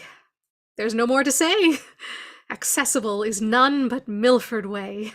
Exeunt. Scene 3, Wales, a mountainous country with a cave. Enter from the cave Belarius, Guiderius, our viragus following. A goodly day not to keep house with such whose roof's as low as ours. Stoop, boys. This gate instructs you how to adore the heavens and bows you to a morning's holy office. The gates of monarchs are arched so high that giants may jet through and keep their impious turbans on without good morrow to the sun. Hail, thou fair heaven! We house in the rock, yet use thee not so hardly as prouder livers do. Hail heaven! Hail heaven! Now for our mountain sport, up to yond hill, your legs are young, I'll tread these flats. Consider when you above perceive me like a crow, that it is place which lessens and sets off. And you may then revolve what tales I have told you of courts, of princes, of the tricks in the war. This service is not service, so being done, but being so allowed. To apprehend thus draws us a profit from all things we see. And often to our comfort shall we find the sharded beetle in a safer hold than is the full-winged eagle. Ah, this life is nobler than attending for a check, richer than doing nothing for a bauble, prouder than rustling in unpaid-for silk, Such gain the cap of him that makes him fine, yet keeps his books uncrossed. No life to ours. Your proof you speak, we, poor, unfledged, have never winged from view of the nest, nor know not what heirs from home. Haply this life is best, if quiet life be best. Sweeter to you that have a sharper known, well corresponding with your stiff age. But unto us it is a cell of ignorance, traveling a bed, a prison for a debtor that not dares to stride a limit. What should we speak of when we are as old as you? When we shall hear the rain and wind be dark December, how in this our pinching cave shall we discourse the freezing hours away? We've seen nothing. They are beastly subtle as the fox for prey, like warlike as the wolf for what we eat. Our valor is to chase what flies. Our cage we make a choir, as doth the prison bird, and sing our bondage freely. How you speak. Did you but know the city's usuries, and felt them knowingly? The art of the court as hard to leave as keep, whose top to climb is certain falling, or so slippery that the fear's as bad as falling. The toil of war, a pain that only seems to seek out danger in the name of fame and honor, which dies in the search, and hath as oft a slanderous epitaph as record of fair act. Nay, many times doth ill deserve by doing well. What's worst, must curtsy at the censure. Oh, boys, this story the world may read in me. My body's marked with Roman swords, and my report was once first with the best of note. Cymbeline loved me, and when a soldier was the theme, my name was not far off. Then was I as a tree, whose boughs did bend with fruit, but in one night, a storm or robbery, call it what you will, shook down my mellow hangings, nay, my leaves, and left me bare to weather. Uncertain favor. My fault being nothing, as I have told you oft, but that two villains, whose false oaths prevailed before my perfect honor, swore to Cymbeline I was confederate with the Romans. So followed my banishment, and this 20 years, this rock and these dimensnes have been my world, where I have lived at honest freedom, paid more pious debts to heaven than in all the forend of my time. But up to the mountains. This is not hunter's language. He that strikes the venison first shall be the lord of the feast. To him the other two shall minister, and we will fear no poison, which attends in the place of greater state. I'll meet you in the valleys. Guiderius and Everagus. How hard it is to hide the sparks of nature. These boys know little they are sons to the king. Nor Cymbeline dreams that they are alive. They think they are mine, and though trained up thus meanly in the cave wherein they bow, their thoughts do hit the roofs of palaces, and nature prompts them in simple things and low things to prince it much beyond the trick of others. This Polydore, the heir of Cymbeline in Britain, who's the king his father called Guiderius, Jove, when on my 3-foot stool I sit and tell the warlike feats I have done, his spirits fly out into my story, say, thus mine enemy fell. And thus I set my foot on his neck. Even then the princely blood flows in his cheeks. He sweats, strains his young nerves, and puts himself in a posture that acts my words. The younger brother, Cadwal, once Arviragus, in as like a figure, strikes life into my speech and shows much more his own conceiving. Hark, the game is roused. Oh, Cymbeline, heaven and my conscience knows thou didst unjustly banish me. Whereon at 3 and 2 years old, I stole these babes, thinking to bar thee of succession, as thou reft'st me of my lands. Euryphile?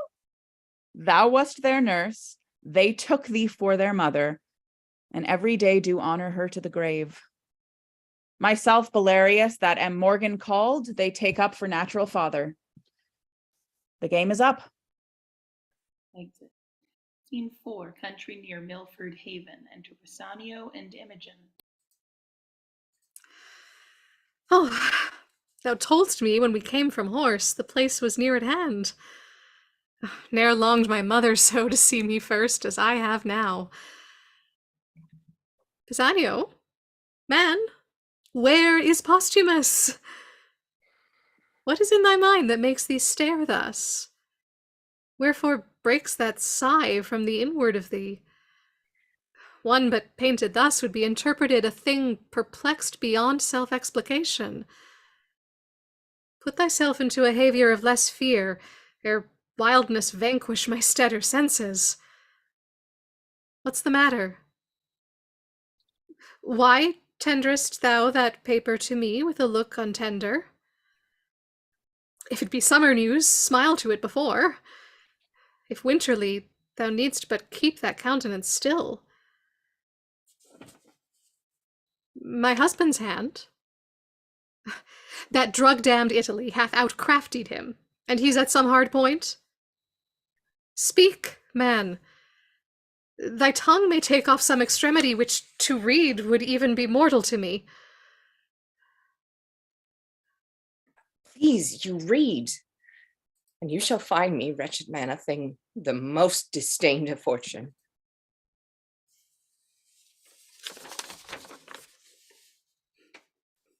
Thy mistress, Pisanio, hath played the strumpet in my bed, the testimonies whereof lie bleeding in me.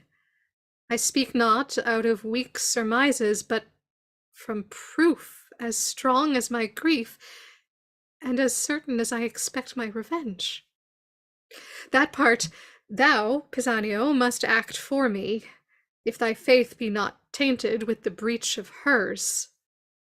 Let thine own hands take away her life. I shall give thee opportunity at Milford Haven. She hath my letter for the purpose, where, if thou fear to strike, and to make me certain it is done, thou art the pander to her dishonour, and equally to me disloyal. What shall I need to draw my sword? The paper hath cut her throat already. No, 'tis slander. Whose edge is sharper than the sword? Whose tongue outvenoms all the worms of Nile? Whose breath rides on the posting winds and doth belie all corners of the world? Kings, queens, and state maids, matrons, nay, the secret of the grave, this viperous slander enters. What cheer, madam? False to his bed. What is it to be false?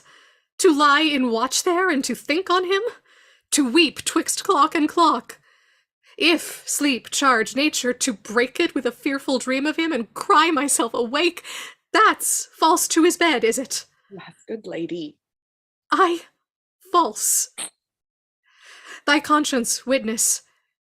Iachimo, thou didst accuse him of incontinency, thou then look'st like a villain. Now methinks thy favour's good enough. Some jay of Italy, whose mother was at her painting, hath betrayed him. Poor I am stale, a garment out of fashion. And for I am richer than to hang by the walls, I must be ripped to pieces with me. Oh, men's vows are women's traitors. All good seeming by thy revolt, O husband, shall be thought put on for villainy, not born where it grows, but worn a bait for ladies. Good madam, hear me. True, honest men, being heard, like false Aeneas, were in his time thought false, and Sinon's weeping did scandal many a holy tear, took pity from most true wretchedness. So thou, Posthumus, wilt lay the heaven on all proper men. Goodly and gallant shall be false and perjured from thy great fall. Come, fellow, be thou honest, do thy master's bidding. When thou seest him, a little witness my obedience. Look, I draw the sword myself. Take it, and hit the innocent mansion of my love, my heart. Oh, fear not. 'Tis empty of all things but grief. Thy master is not here, who was indeed the riches of it. Do his bidding. Strike. Thou mayst be valiant in a better cause, but now thou seemst a coward. Hence, vile instrument, thou shalt not damn my hand. Why, I must die. And if I do not by thy hand, thou art no servant of thy master's. Against self-slaughter there is a prohibition so divine that cravens my weak hand. Come, here's my heart. Something's afore it. Soft, we'll no defense. Obedient as the scabbard. What is here? The scriptures of the loyal Leonatus all turned to heresy? Away, corrupters of my faith, you shall no more be stomachers to my heart. Thus may poor fools believe false teachers. Though those that are betrayed do feel the treason sharply, yet the traitor stands in worse case of woe. And thou, Posthumus, thou didst set up my disobedience against the king, my father, and make me put into contempt the suits of princely fellows, shalt hereafter find in no act of common passage but a strain of rareness. And I grieve myself to think, when thou shalt be disedged by her that now thou tirest on, how my memory will then be panged by me. Oh, prithee dispatch! The lamb entreats the butcher. Where's thy knife? Thou art too slow to do thy master's bidding when I desire it too. Oh, gracious lady, since I received command to do this business, I have not slept one wink. Do it, and to bed then. No, I'll wake mine eyeballs blind first. Wherefore then didst undertake it? Why hast thou abused so many miles with a pretense? This place? Mine action and thine own?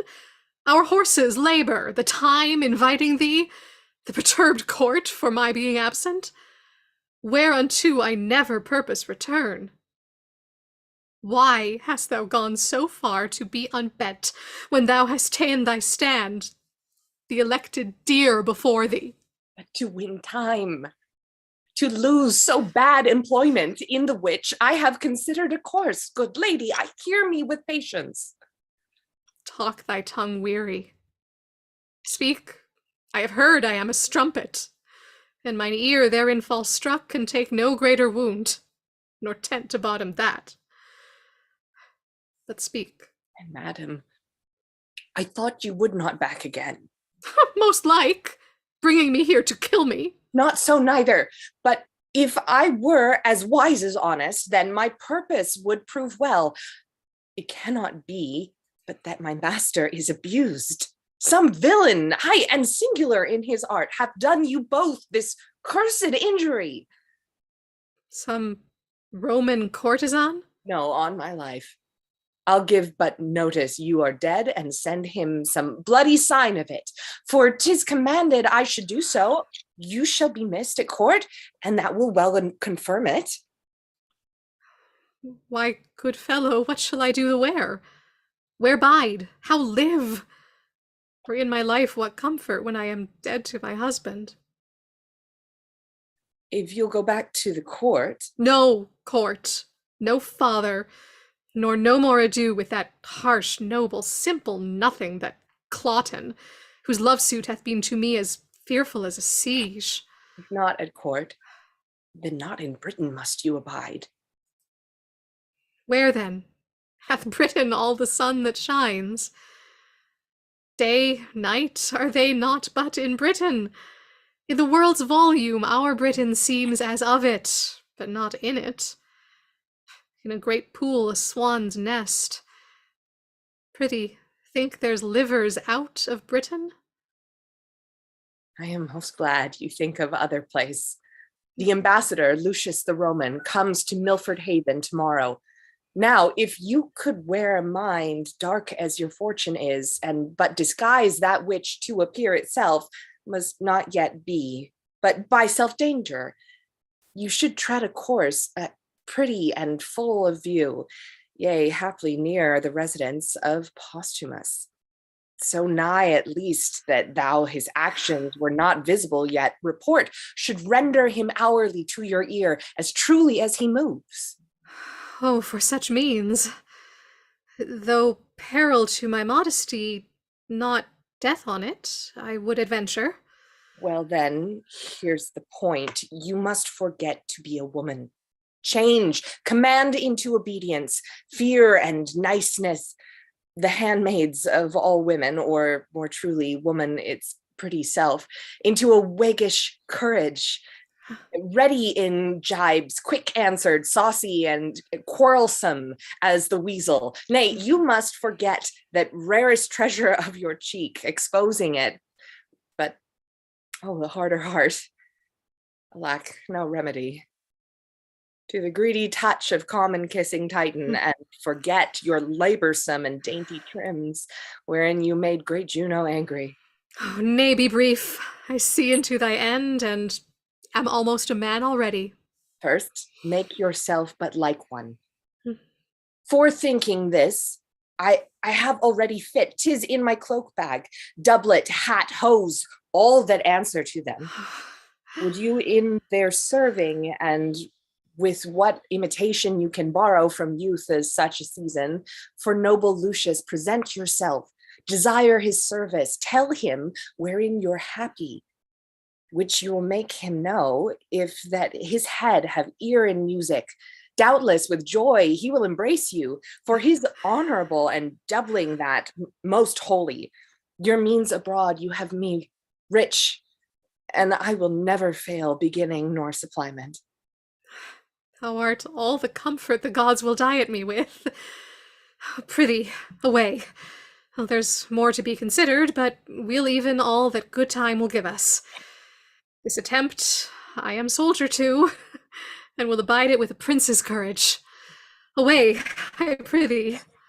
Well, madame, we must take a short farewell, lest being missed, I be suspected of your carriage from the court. My noble mistress, here is a box. If I had it from the queen, what's in it is precious. If you are sick at sea or stomach qualmed at land, a dram of this will drive away distemper. 'Tis some shade and fit you to your manhood. May the god direct you to the best. Amen. I thank thee. Present severally. Scene 5, Roman Cymbeline's palace. Enter Cymbeline, Queen, Cloten, Lucius, lords, and attendants. Thus far, and so farewell. Thanks, royal sir. My emperor hath wrote, and I must from hence. And am right sorry that I must report ye my master's enemy. Our subjects, sir, will not endure his yoke, and for ourself to show less sovereignty than they must needs appear unkinglike. So, sir, I desire of you a conduct overland to Milford Haven. Madam, all joy befall your grace. And you? My lords, you are appointed for that office.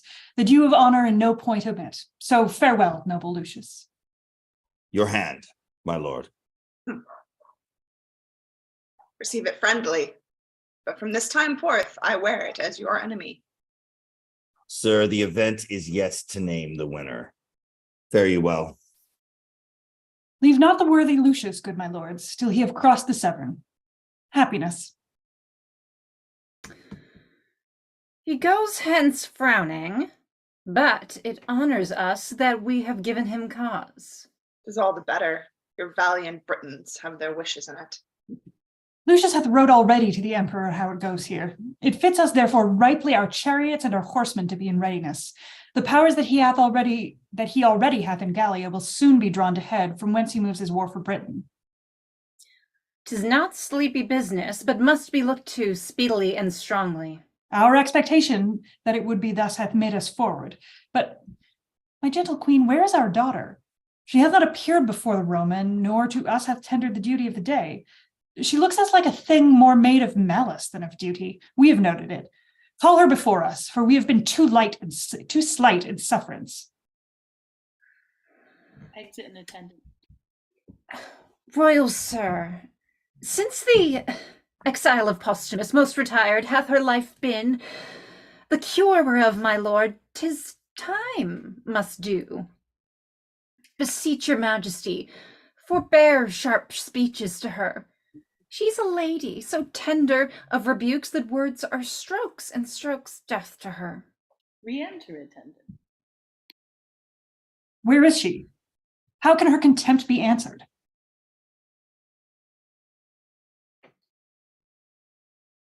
Attendant?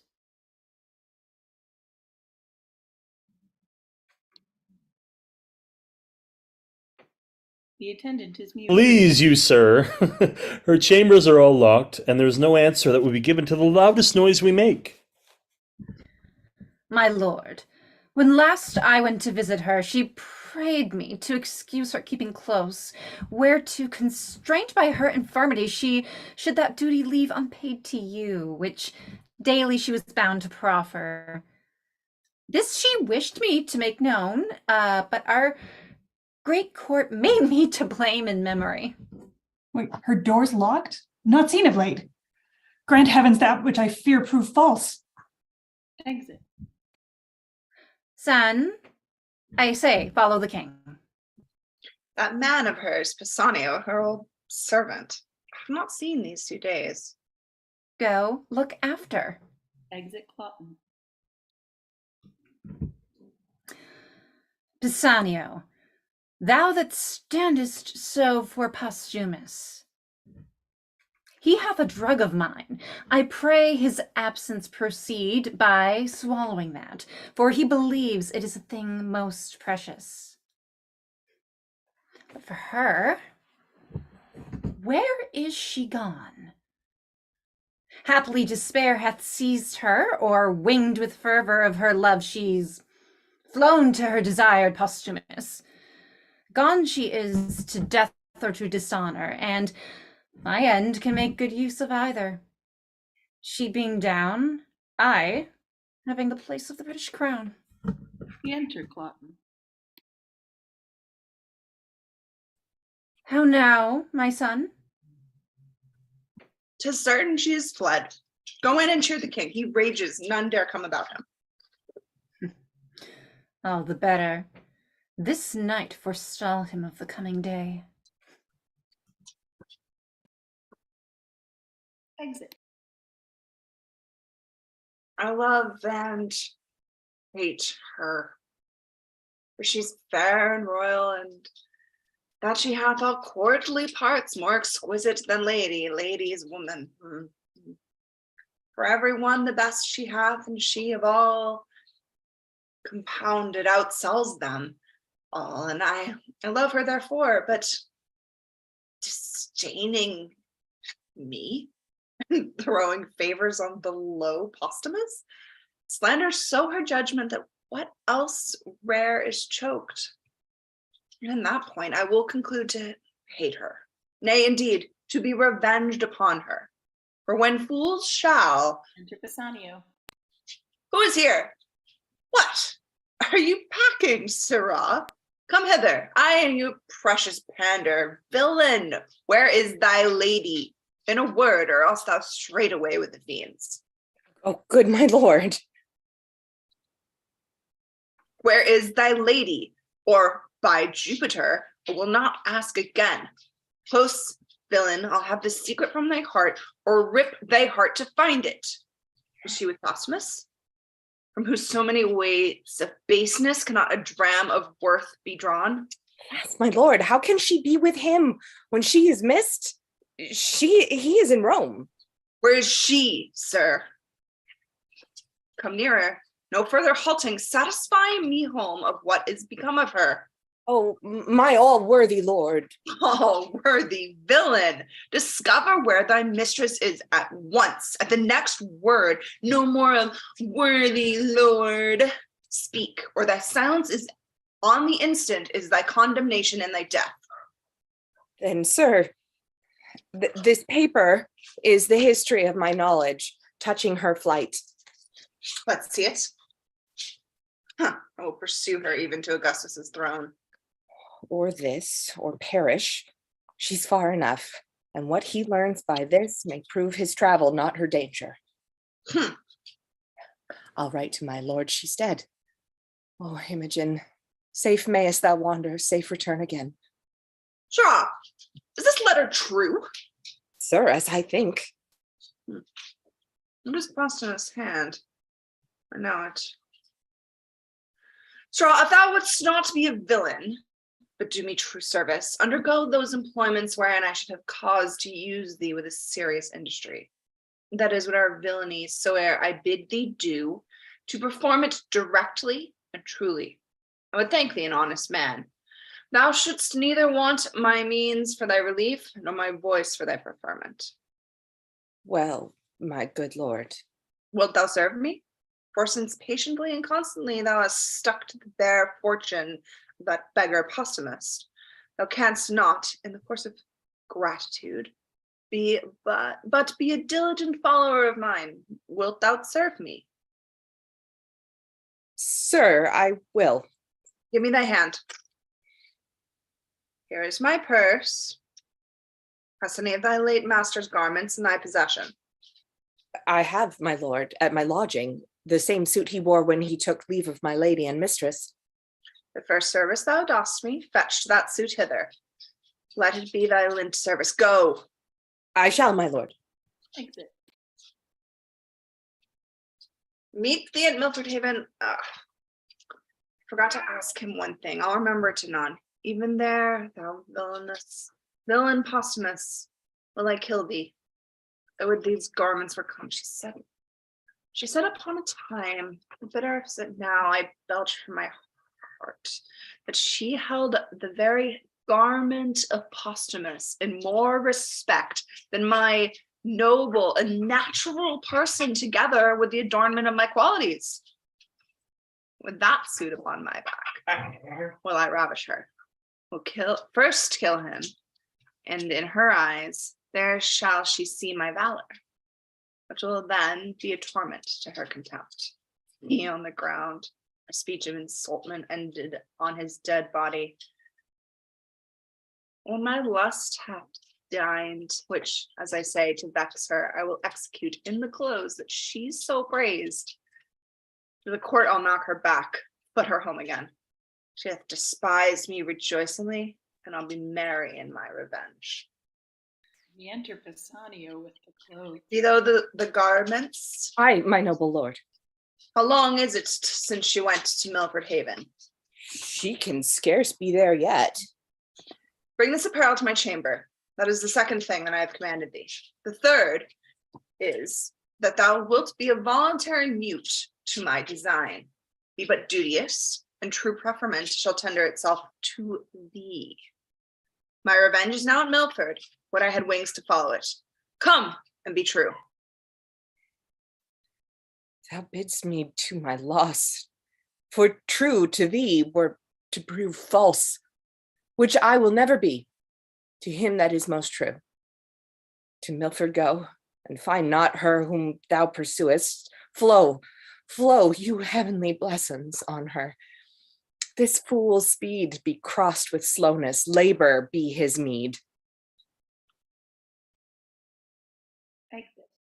Scene 6, Wales, before the cave of Belarius. Enter Imogen in boy's clothes. I see a man's life is a tedious one. I have tired myself, and for 2 nights together have made the ground my bed.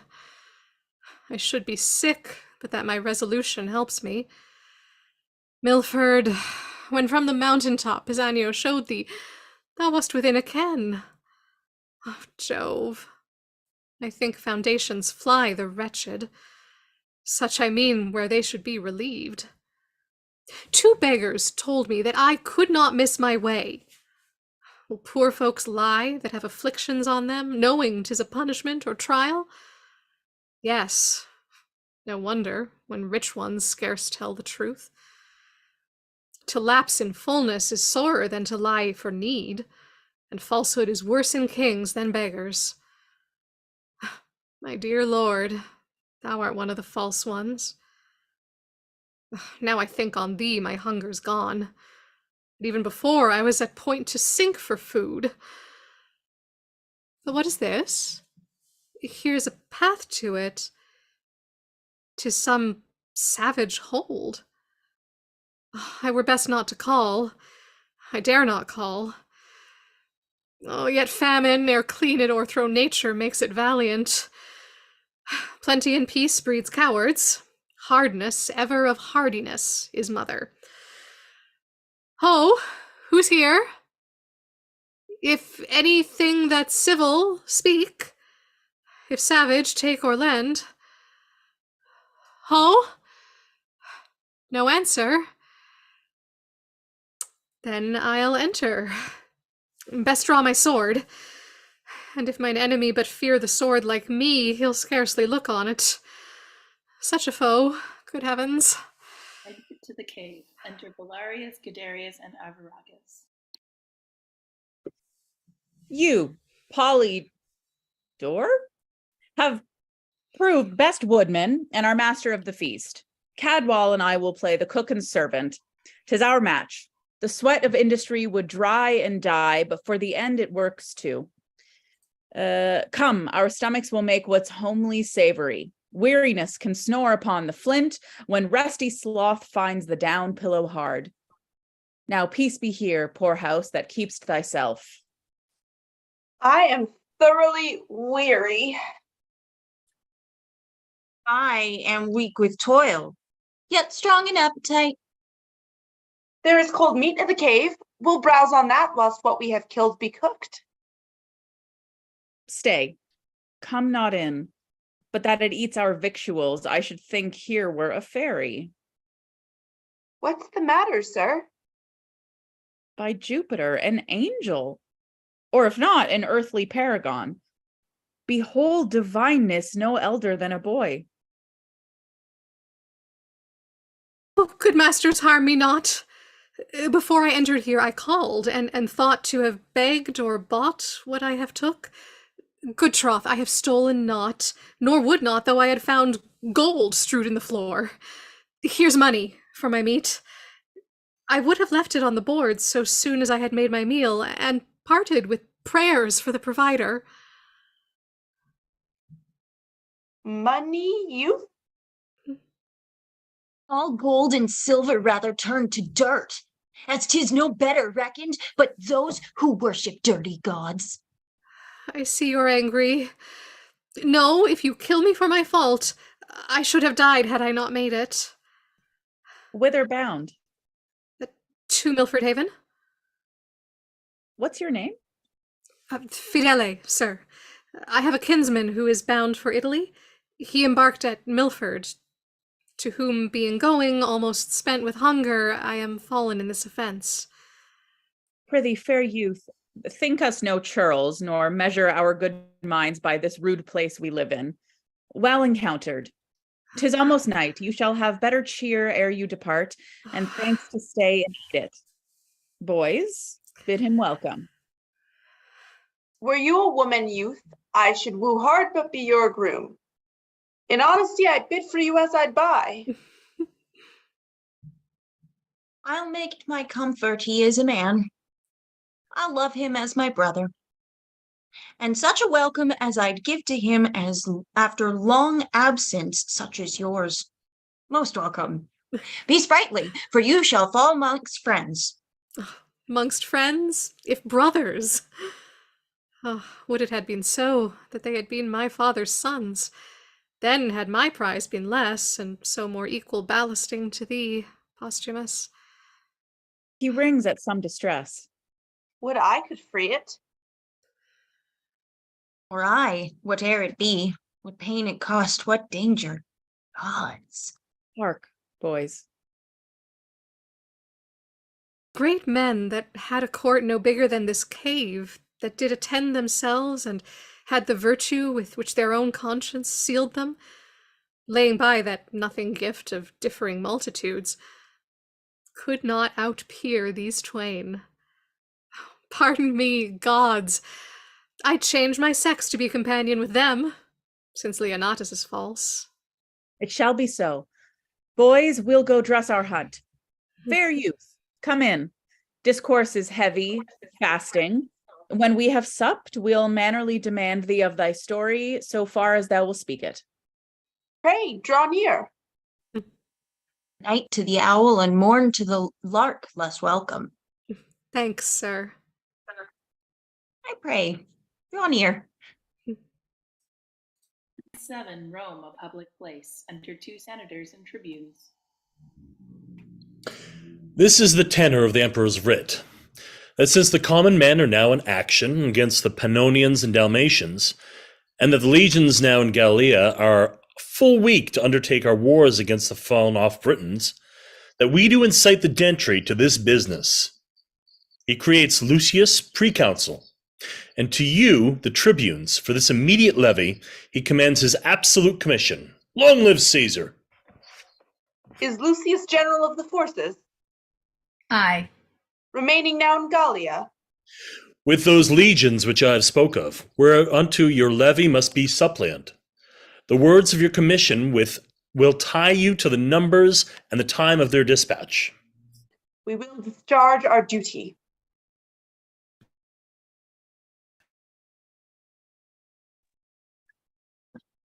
Excellent. Act 4, Scene 1, Wales, near the cave of Belarius. Enter Cloten.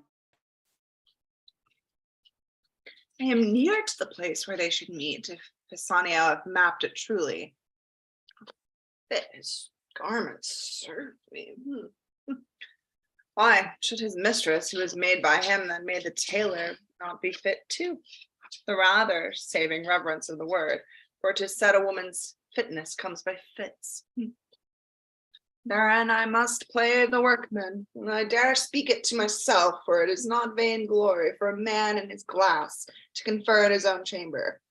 I mean, the lines of my body are as well drawn as his, no less young and more strong, not beneath him in fortunes, beyond him in the advantage of the time, above him in birth, alike conversant in general services, and more remarkable in single oppositions. Yet this imperseverant thing loves him in my despite. What morality is? Posthumus, thy head, which now is growing upon thy shoulders, shall within this hour be off. Thy mistress enforced, the garments cut to pieces before thy face, and all this done, spurn her home to her father, who may haply be a little angry for my so rough usage. But my mother, having power of his testiness, shall turn all into my commendations. My horse is tied up safe, outsword, and to a sore purpose. Fortune put them into my hand. This is the very description of their meeting place, and the fellow dares not deceive me. Exit. Scene 2, before the cave of Belarius. Enter from the cave Belarius, Guiderius, Avaragus, and Imogen. You are not well. Remain here in the cave. We'll come to you after hunting. Stay here. Are we not brothers? So man and man should be. But clay and clay differs in dignity, whose dust is both alike. Oh, I am very sick. Go you to hunting, I'll abide with him. Oh, so sick I am not, yet I am not well, but not so citizen as a wanton as to seem to die ere sick. So please you, leave me. Stick to your journal course. The breach of custom is breach of all. I am ill, but your being by me cannot amend me. Society is no comfort to one not sociable. I am not very sick, since I can reason of it. Pray you, trust me here. I'll rob none but myself.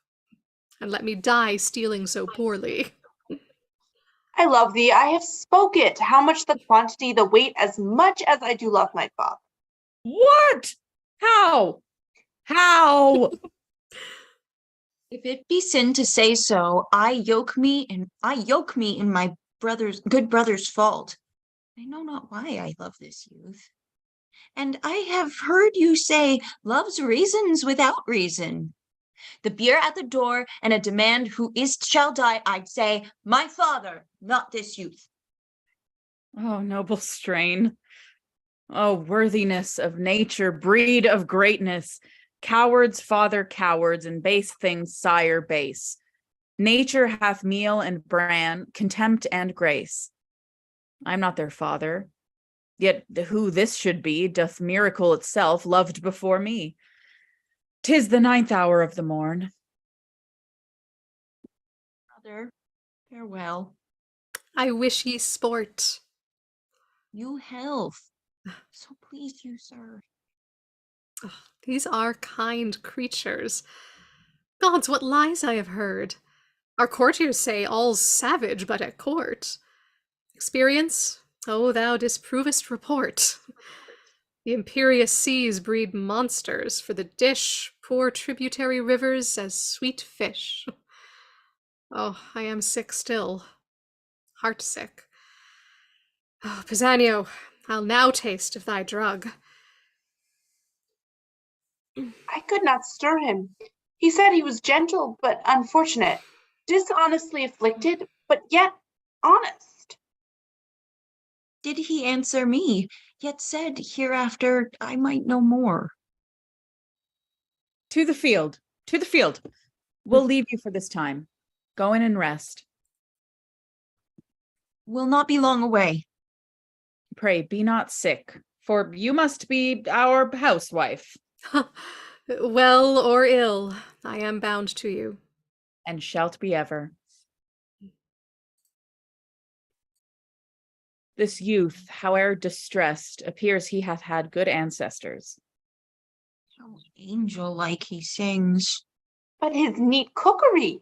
He cut our roots in characters and sauced our broths as Juno had been sick and he her dieter. Nobly he yokes us smiling with a sigh, as if the sigh was that it was for not being such a smile.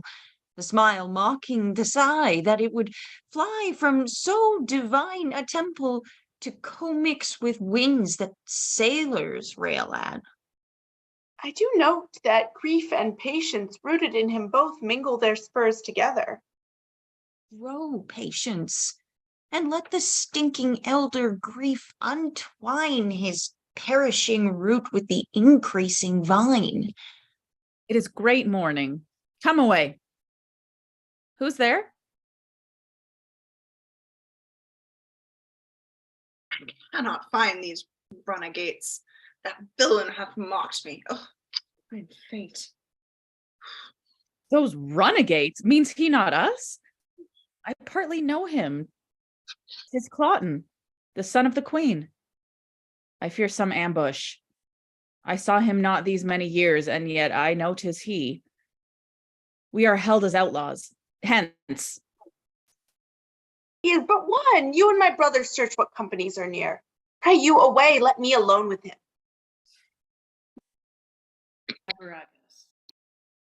Assat, what are you that fly me thus? Some villain mountaineers? I have heard of such. What slave art thou? A thing more slavish that did I ne'er than answering a slave without a knock. Thou art a robber, a lawbreaker, a villain. Yield thee, thief. To who? To thee? Thou? Have not I an arm as big as thine, a heart as big? Thy words, I grant, are bigger, for I wear not my dagger in my mouth. Say what thou art. Why should I yield to thee? Thou villain base, know me not by my clothes. No, nor thy tailor, rascal, who is thy grandfather. He made those clothes, which, as it seems, make thee. Thou precious varlet, my tailor made them not. Hence then, and thank the man that gave them thee. Thou art some fool. I am loath to beat thee. Thou injurious thief, hear but my name and tremble. What's thy name? Cloten, thou villain. Cloten, thou double villain, be thy name.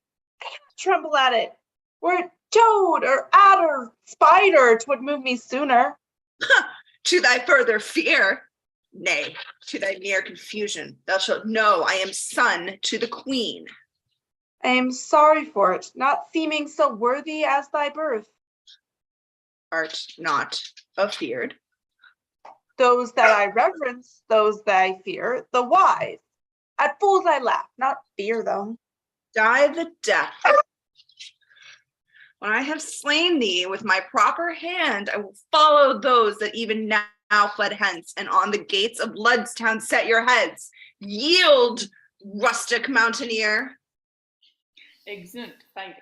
Re-enter Belarius and Avaragus. No companies abroad?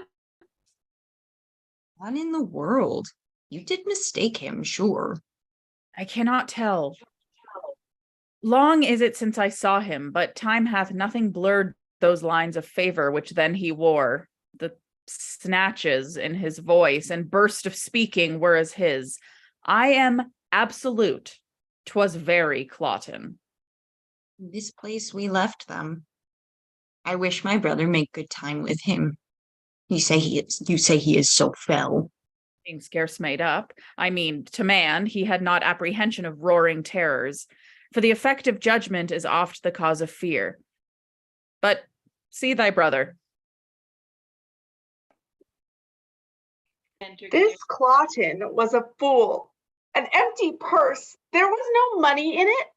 Not Hercules could have knocked out his brains, for he had none. Yet I not doing this, the fool had borne my head as I do his. What hast thou done? What? Cut off one Cloten's head, son to the queen after his own report, who called me traitor, mountaineer, and swore with his own single hand he'd take us in, displace our heads where, thank the gods, they grow, and set them on Ludstown. Oh, we are all undone. Why, worthy father, what have we to lose but that he swore to take our lives? The law protects not us. Then why should we be tender to let an arrogant piece of flesh threat us, play judge and executioner all himself, for we do fear the law? What company discover you abroad? No single soul can we set eye on, but in all safe reason he must have some attendance, though his humor was nothing but mutation, aye, and that from one bad thing to worse. Not frenzy, not absolute madness could so far have raved to bring him here alone, although perhaps it may be heard at court that such as we cave here, hunt here, are outlaws, and in time may make some stronger head, the which he hearing, as it is like him, might break out and swear he'd fetch us in. Yet it's not probable to come alone. Either he is so undertaking, or they so suffering. Then on good ground we fear, if we do fear this body hath a tail more perilous than the head. Let ordinance come as the gods foresay it. Howsoe'er, my brother hath done well. I had no mind to hunt this day. The boy Fidel's, I missed the pronunciation. His sickness His sickness did make my way long forth. With his own sword, which he did wave against my throat, I have ta'en his head from him. I'll throw it into the creek behind our rock, and let it to the sea, and tell the fishers he's the queen's son Cloten. That's all I reck. Exit. I fear 'twill be revenged. Would, Polydore, thou hadst not done it, though valor becomes thee well enough. Would I had done it, so the revenge alone pursued me. Polydore, I love thee brotherly, but envy much thou hast robbed me of this deed. I would revenges that possible strength might meet would seek us through and put us to our answer. Well, 'tis done. We'll hunt no more today, nor seek for danger where there's no profit. I prithee, to our rock, you and Fideli, did I get it? Fideli? Yeah. All right. Well, you two play the cooks. I'll stay till hasty Polydore. Why can I not get my own son's name right? Till hasty Polydore return and bring him to dinner presently. Or said Fideli. Yeah. I'll wearingly to him. To gain his color, I'll let a perish of such Cloten's blood and praise myself for charity. Exit.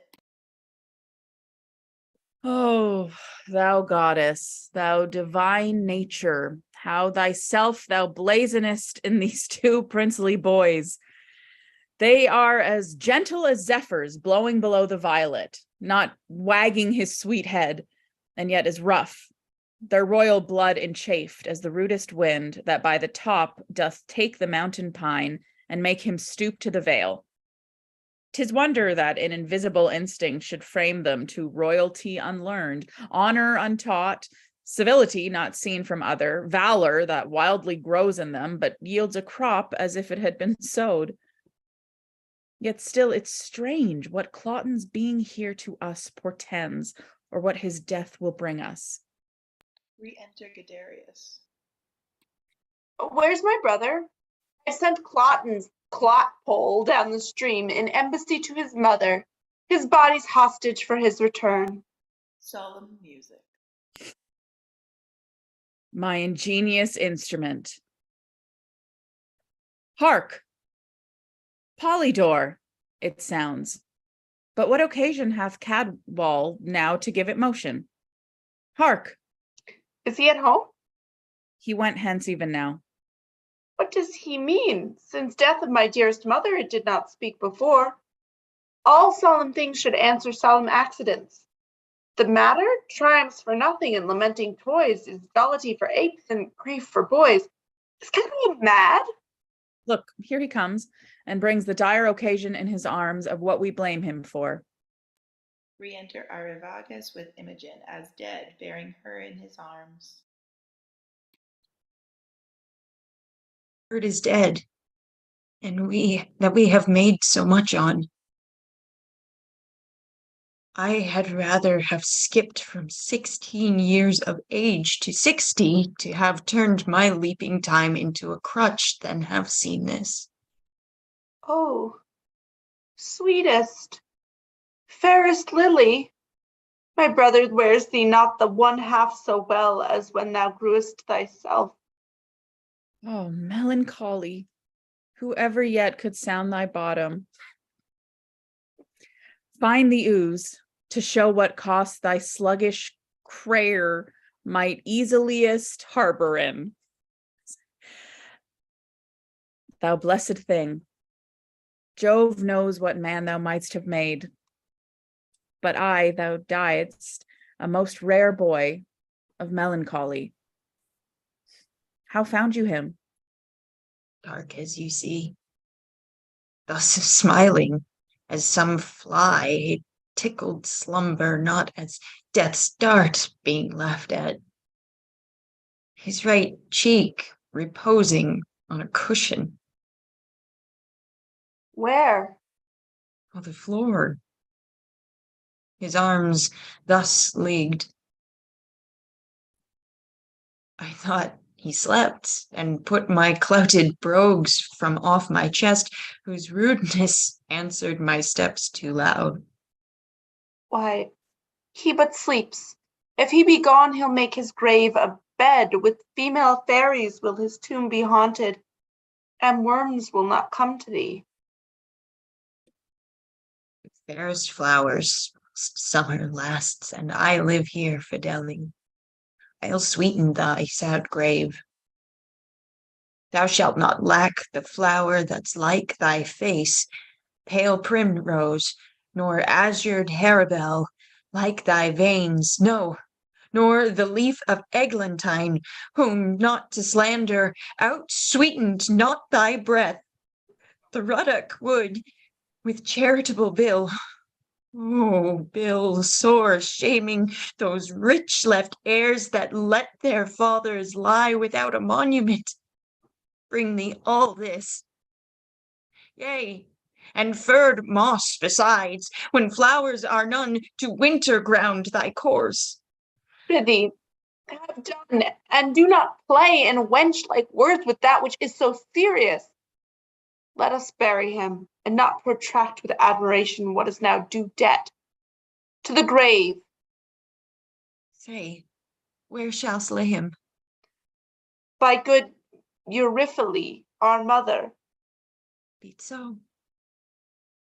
And let us, Polydore, though now our voices have got the mannish crack, sing him to the ground, as once our mother.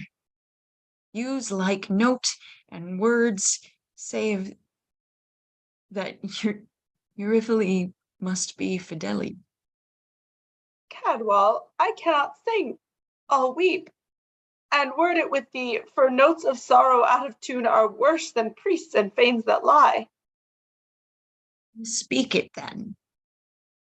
Great griefs, I see, medicine the less, for Cloten is quite forgot. He was a queen's son, boys, and though he came our enemy, remember he was paid for that. Though mean and mighty, rotting together, have one dust, yet reverence, that angel of the world, doth make distinction of place tween high and low. Our foe was princely, and though you took his life, as being our foe, yet bearing him as a prince. Pray you, fetch him hither. Thersites' body is as good as Ajax, when neither are alive. If you'll go fetch him, we'll say our song the whilst. Brother, begin. Nay, Cadwal, we must lay his head to the east. My father hath a reason for it. Is true. Come on then, and remove him. So begin. Song. Fear no more the heat of the sun, nor the furious winter's rages. Thou thy worldly task hast done, home art gone, and ta'en thy wages. Golden lads and girls all must, as chimney sweepers, come to dust.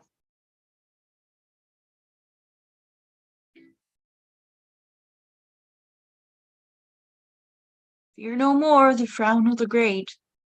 Thou art past the tyrant's stroke. Care no more to clothe and eat. To thee the reed is as the oak. The sceptre, learning, physic must all follow this and come to dust. Fear no more the lightning flash. Nor the all-dreaded thunderstone. Fear not slander, censure rash. Thou hast finished joy and moan. All lovers young, all lovers must consign to thee and come to the dust. No exerciser harm thee. Nor no witchcraft charm thee. Ghost unlaid forbear thee. Nothing ill come near thee. Quiet consummation have, and renowned be thy grave. Re-enter Belarius with the body of Cloten. We have done our obsequies. Come, lay him down. Here's a few flowers, but 'bout midnight more. The herbs that have on them cold dew of the night are strewings fits for graves upon their faces. You were as flowers, now withered, even so these herblets shall, which we upon you strew. Come on, away. Apart upon our knees. The ground that gave them first has them again. Their pleasures here are past, and so is their pain. Exeunt Belarius, Guiderius, and Averroes.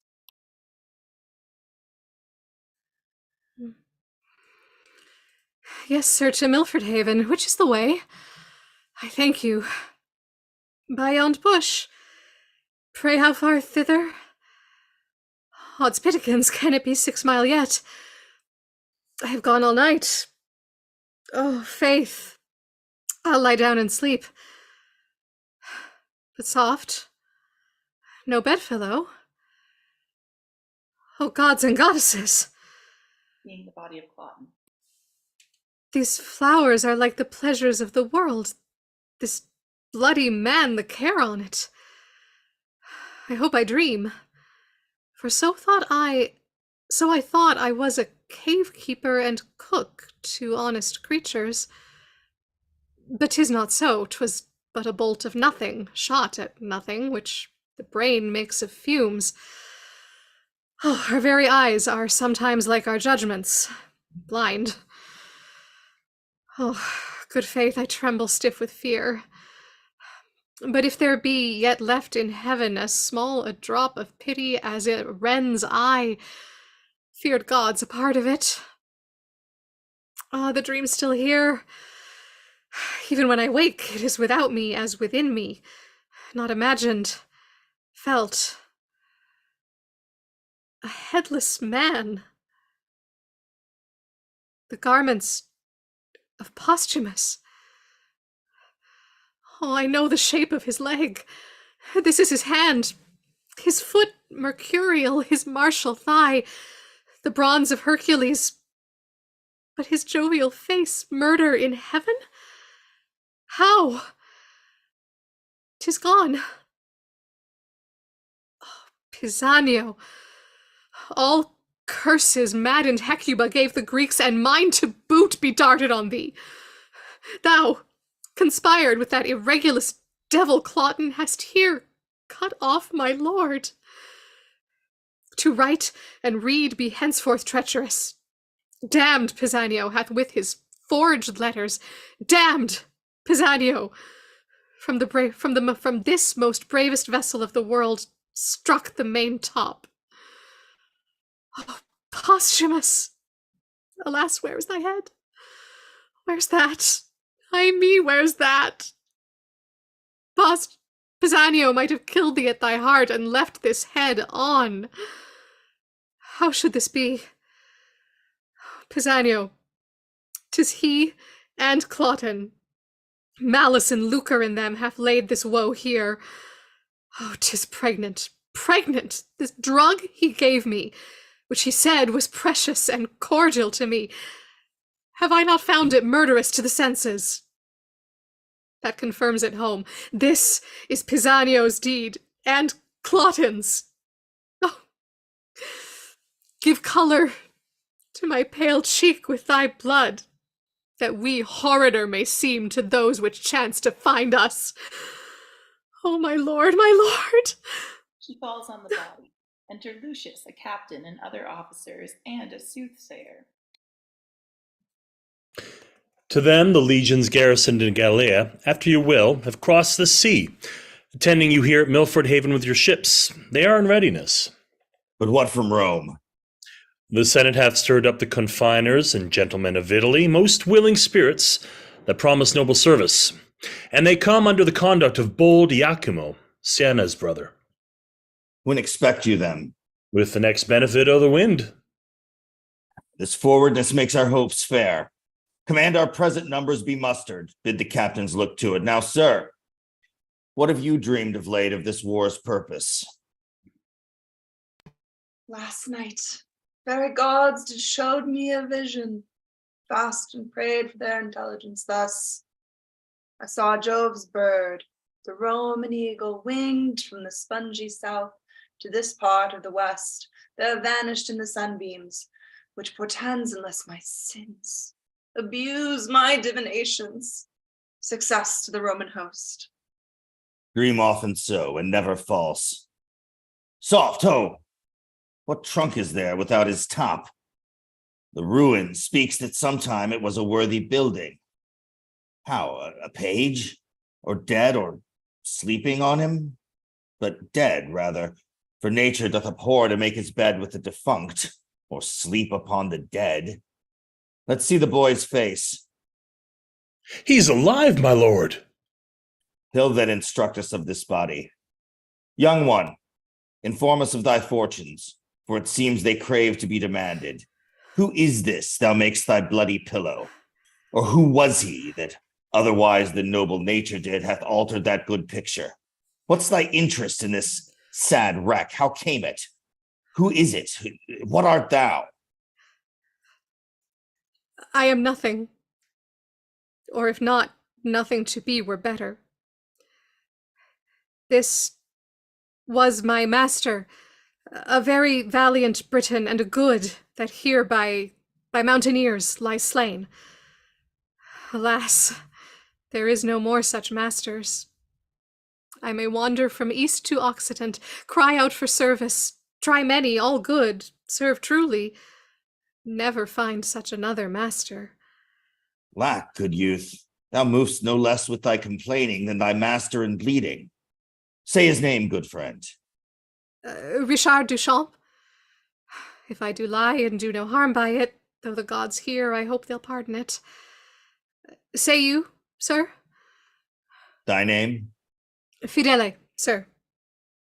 Thou dost approve thyself the very same. Thy name well fits thy faith, thy name. Wilt take thy chance with me? I will not say thou shalt be so well mastered, but be sure no less beloved. The Roman emperor's letters sent by a consul to me should not sooner than thine own worth prefer thee. Go with me. I'll follow, sir. But first, an it please the gods, I'll hide my master from the flies, as deep as these poor pickaxes can dig. And when, with wild wood leaves and weeds, I strewed his grave, and on it said a century of prayers, such as I can, twice o'er, I'll weep and sigh, and leaving so his service, follow you. So please you entertain me. Aye, good youth, and rather father thee than master thee. My friends, the boy hath taught us manly duties. Let us find out the prettiest daisied plot we can and make him with our pikes and partisans a grave. Come, arm him. Boy, he is preferred by thee to us, and he shall be interred as soldiers can. Be cheerful, wipe thine eyes. Some falls or means the happier to arise. Scene 3, a room in Cymbeline's palace. Enter Cymbeline, lords, Pisanio, and attendants. Again, and bring me word how 'tis with her. Exit in attendant. A fever with the absence of her son, a madness of which her life's in danger. Heavens, how deeply you at once do touch me. Imogen, the great part of my comfort gone, my queen upon a desperate bed, and in a time when fearful wars point at me, her son gone, so needful for this present. It strikes me past the hope of comfort. But for thee, fellow, who needs must know of her departure and dost seem so ignorant, we'll enforce it from thee by a sharp torture. Sir, my life is yours. I humbly set it at your will, but for my mistress, I nothing know where she remains, why gone, nor where she purposes return. Beseech your highness, hold me your loyal servant. Good my liege, the day that she was missing, he was here. I dare be bound he's true and shall perform all parts of his subjection loyally. For Cloten, there wants no diligence in seeking him, and will no doubt be found. The time is troublesome. We'll slip you for a season, but our jealousy does yet depend. So please your majesty, the Roman legions, all from Gallia drawn, are landed on your coast with a supply of Roman gentlemen by the Senate sent. Now for the counsel of my son and queen. I am amazed with matter. Good my liege, your preparation can affront no less than what you hear of.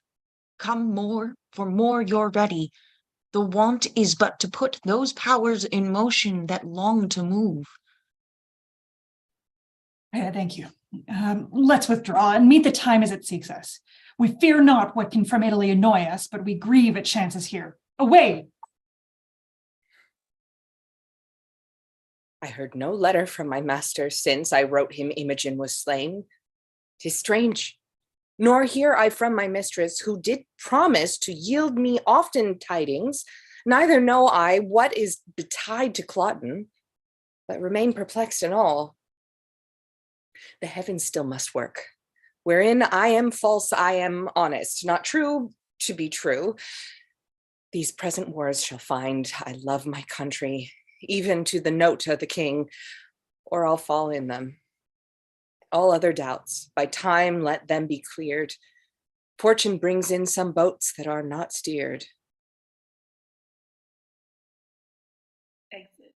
Scene 4, Wales, before the cave of Belarius. Enter Belarius, Guiderius, and Avaragus. noises round about us. Let us from it. What pleasure, sir, find we in life to lock it from action and adventure? Say, what hope have we in hiding us? This way the Romans must, or for Britons slay us, or receive us for barbarous and unnatural revolts during their use and slay us after. Sons, we'll hire to the mountains. There secure us. To the king's party there's no going. Newness of Cloten's death, we being not known, not mustered among the bands, may drive us to a render where we have lived, and so extort from that which we have done, whose answer would be death, drawn on with torture. This is, sir, a doubt in such a time, nothing becoming you, nor us. It is not likely that when they hear the Roman horses neigh, behold their quartered fires, have both their eyes and ears so cloyed importantly as now, that they will waste their time upon our note to know from whence we are. Oh, I am known of many in the army, many years, though Cloten then but young, you see, not wore him from my remembrance. And besides, the king hath not deserved my service nor your loves, who find in my exile the want of breeding, the certainty of this hard life. I, hopeless to have the courtesy your cradle promised, but to be still hot summer's tamings and the shrinking slaves of winter. Than to be so, better to cease to be. Pray search the army. I and my brother are not known. Yourself so out of thought, and thereto so o'ergrown, cannot be questioned. By this sun that shines, I'll thither. What thing is it that I ne'er did see a man die? Scarce ever looked on blood, or but that of coward hares, goats, and venison. Never bestrid a horse, save one that had a rider like myself, who ne'er wore rowel nor iron on his heel. I am ashamed to look upon the holy sun, to have the benefit of his blessed beams remaining so long upon unknown. By heavens, I'll go, if you will bless me, sir, and give me leave. I'll take the better care, but if you will not, the hazard therefore do fall on me by the hands of Romans. So say I amen. No reason I, since of your lives you set so slight a valuation, should reserve my cracked one to more care. Have with you, boys. If in your country wars you chance to die, that is my bed too, lads, and there I'll lie. Lead, lead. The time seems long. Their blood thinks scorn, till it fly out and show them princes born. Exit. Act 5, Scene 1. Britain, the Roman camp. Enter Posthumus with a bloody handkerchief. Oh, yea, bloody cloth.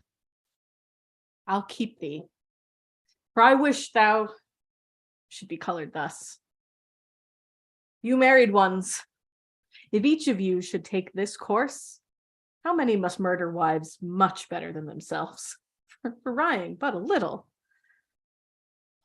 Pisanio, every good servant does not all commands, no bond but to do just ones. Gods, if you should have taken vengeance on my faults, I never have lived to put this on. So had you saved the noble Imogen to repent, and struck me, wretch more worth your vengeance. But alack, you snatch some hence for little faults. That's love to have them fall no more.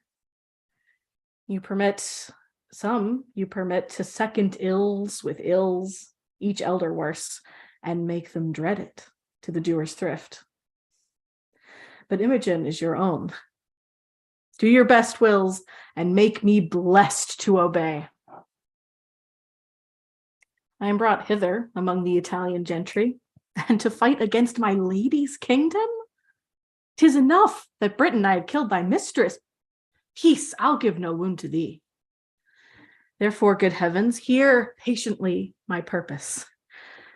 I'll disrobe me of these Italian weeds and suit myself as does a Briton peasant. So I'll fight against the part I come with, So I'll die for thee, O Imogen, even for whom my life is every breath a death.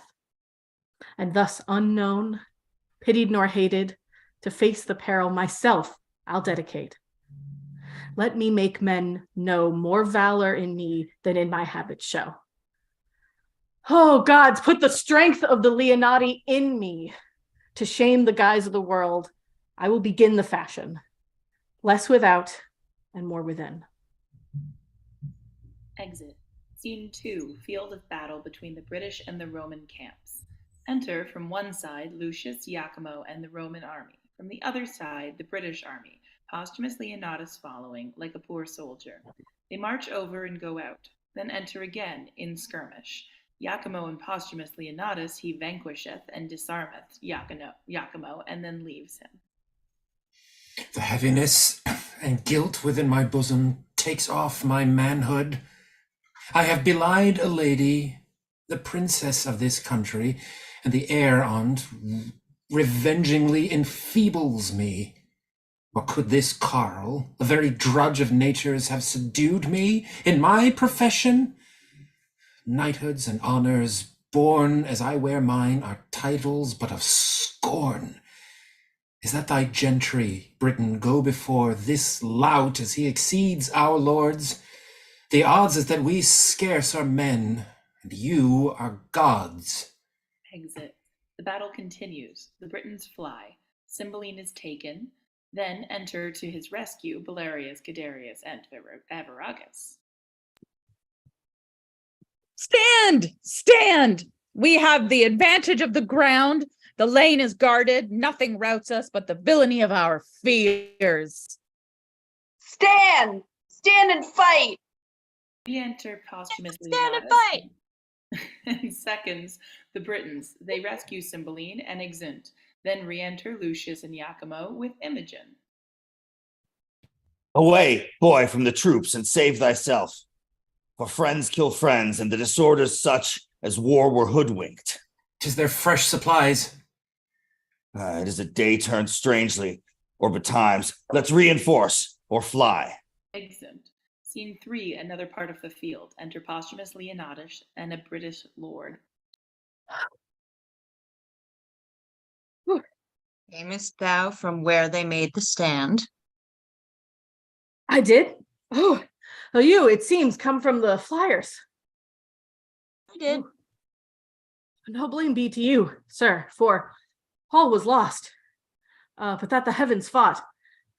The king himself of his wings destitute, the army broken, but the backs of the Britons seen, all flying through a straight line, the enemy full-hearted, lolling the tongue with slaughtering, having work more plentiful than tools to do it, struck down some mortally, some lightly touched, some falling merely through fear, that the straight pass was damned with dead men hurt behind, cowards living to die with lengthened shame.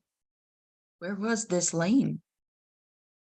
Close by the battle, ditched and walled with turf, which gave advantage to an ancient soldier, an honest one, I warrant, who deserved so long a breeding as his white beard came to.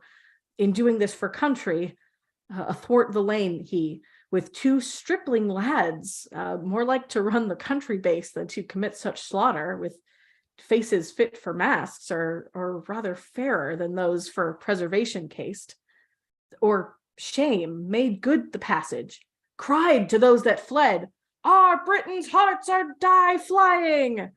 Not our men, to darkness, fleet souls that fly backwards. Stand, or we are Romans, and will give you that like beasts which you shun beastly, and may save, but to look back in frown. Stand, stand!" At these 3,000 confident, in act as many, for 3 performers are the file when all the rest do nothing. With this word, stand, stand, accommodated by the place, more charming with their own nobleness, which could have turned a distaff to the lance, gilded pale looks, part shame, part spirit renewed, that some turned coward, but by example, a sin in a war, damned in the first beginners, gan to look the way that they did, and to grin like lions upon the pikes of the hunters. Then began a stop in the chaser, a retire, anon, a rout, confusion thick forthwith they fly, the chickens, the way which they stooped, eagles, slaves, the strides they victors made. And now our cowards, like fragments in hard voyages, became the life of the need, having found the back door open of the unguarded hearts. Oh, heavens, how they wound. Some slain before, some dying, some their friends, or born with the former wave. 10 chased by one, and now each one the slaughter man of 20. Those that would die or e'er resist are grown the mortal bugs of the field. This was strange chance, a narrow lane, an old man and 2 boys. Nay, do not wonder at it. You are made rather to wonder at the things you hear than to work any. Will you rhyme upon it and vent it for a mockery? Here is 1, 2 boys, an old man, twice a boy in lane. Preserve the Britons was the Romans' bane. Nay, be not angry, sir. Lack, to what end? Who dares not stand his foe? I'll be his friend. For if he'll do it as he is made to do it, I'll know he'll quickly fly my friendship too. You've put me into rhyme. Farewell, you're angry. Still going? Exit Lord. This is a lord. Oh, noble misery. To be in the field and ask, what news of me? Today, how many would have given their honors to have saved their carcasses? Took heel to do it, and yet died too. I, in mine own woe, charmed, could not find death where I did hear him groan, nor feel him where he struck, being an ugly monster. 'Tis strange he hides him in fresh cups, soft beds, sweet words, or hath more ministers than we that draw his knives in the war. Well, I will find him. For being now a favorer to the Briton, no more a Briton. I have resumed again the part I came in. Fight I will no more, but yield me to the veriest hind that shall once touch my shoulder. Great the slaughter is here, made by the Romans. Great the answer be Britons must take. For me, my ransom's death on either side I come to spend my breath, which neither here I'll keep nor bear again, but end it by some means for Imogen. Enter 2 British captains and soldiers. Great Jupiter be praised! Lucius is taken. 'Tis thought the old man and his sons were angels. There was a 4th man in a silly habit that gave the affront with them. So 'tis reported, but none of them can be found. Stand! Who's there? A Roman, who hath not now been drooping here, if seconds had answered him. Lay hands on him, a dog! A leg of Rome shall not return to tell what crows have pecked them here. He brags his service as if he were of note. Bring him to the king. Enter Cymbeline, Belarius, Guiderius, Avaragus, Pisanio, soldiers, attendants, and Roman captives. The captains present Posthumus Leonatus to Cymbeline, who delivers him over to a jailer, then exunt omnes.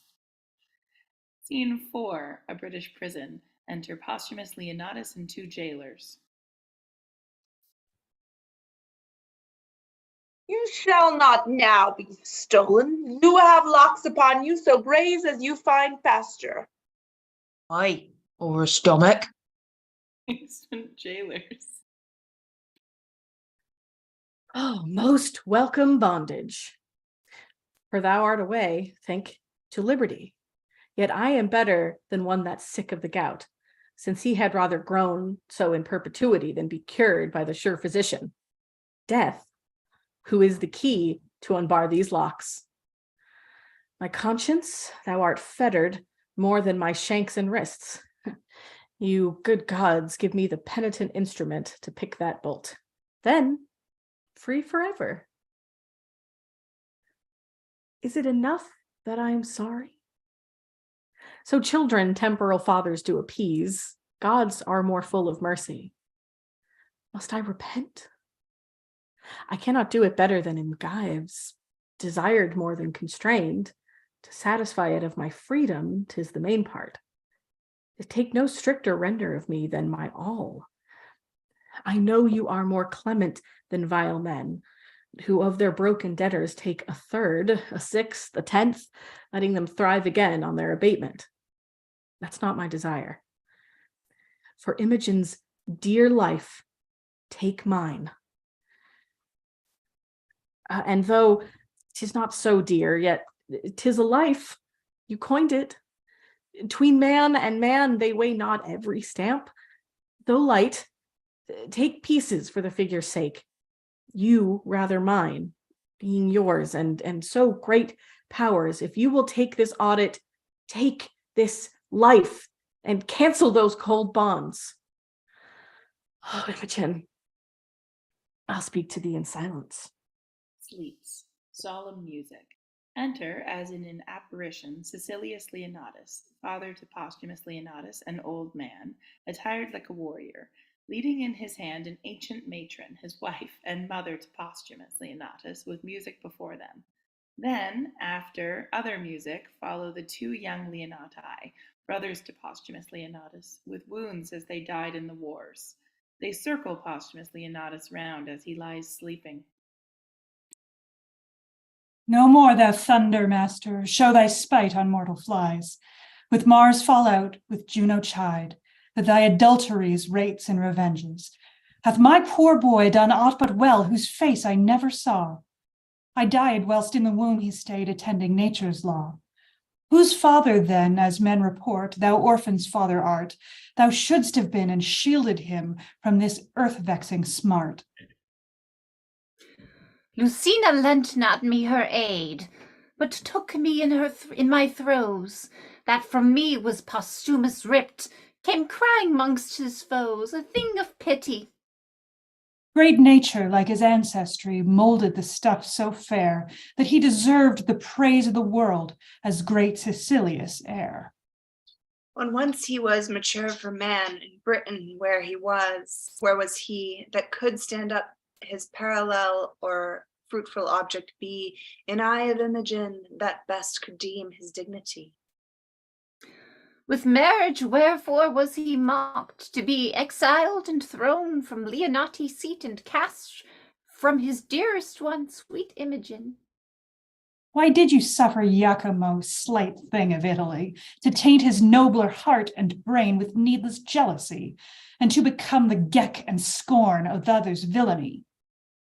For this from stilter seats we came, our parents and us twain, that striking in our country's cause fell bravely and were slain. Our fealty and tenacious's right with honor to maintain. Like Hardiment Posthumus hath to Cymbeline performed, then Jupiter, thou god, thou king of gods, why hast thou thus adorned the graces for his merits due, being all to dollars turned? Thy crystal window ope, look out, no longer exercise upon a valiant race thy harsh and potent injuries.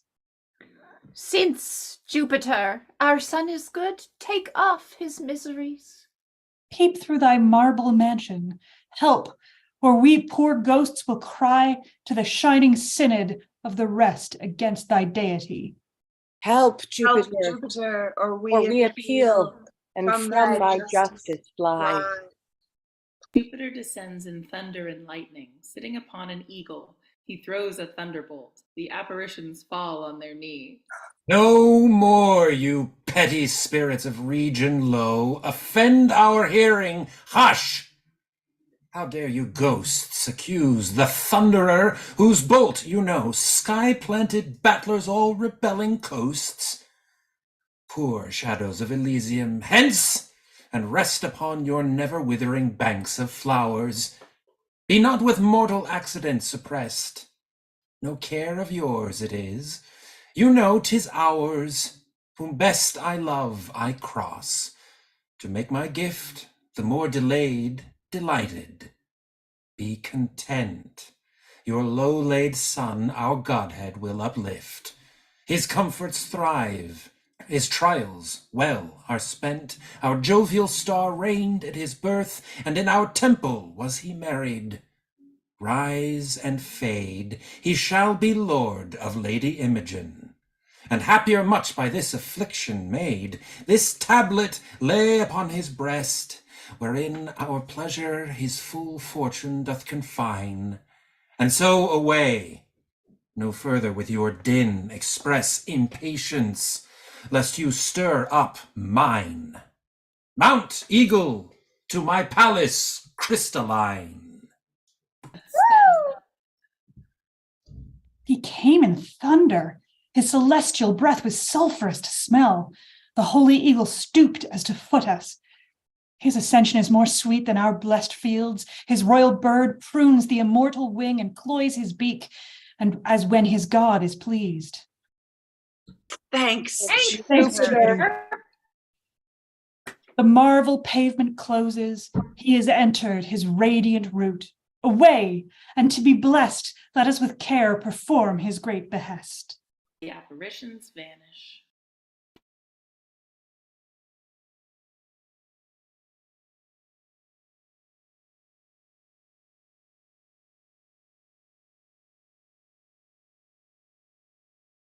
I know how to unmute sleep. Thou hast been a grandsire, and begot a father to me. And then thou hast created a mother and 2 brothers. But, oh, scorn, gone. They went hence so soon as they were born, and so I am awake. Poor wretches that depend on greatness, favor, dream as I have done, wake and find nothing. But alas, I swerve, many dream not to find, neither deserve, and yet are steeped in favors. So am I that have this golden chance and know not why. Fairies haunt this ground. A book? Oh, rare one. Be not, as our fangled word, a garment nobler than it covers. Let thy effects so follow and be most unlike our courtiers, as good as promise.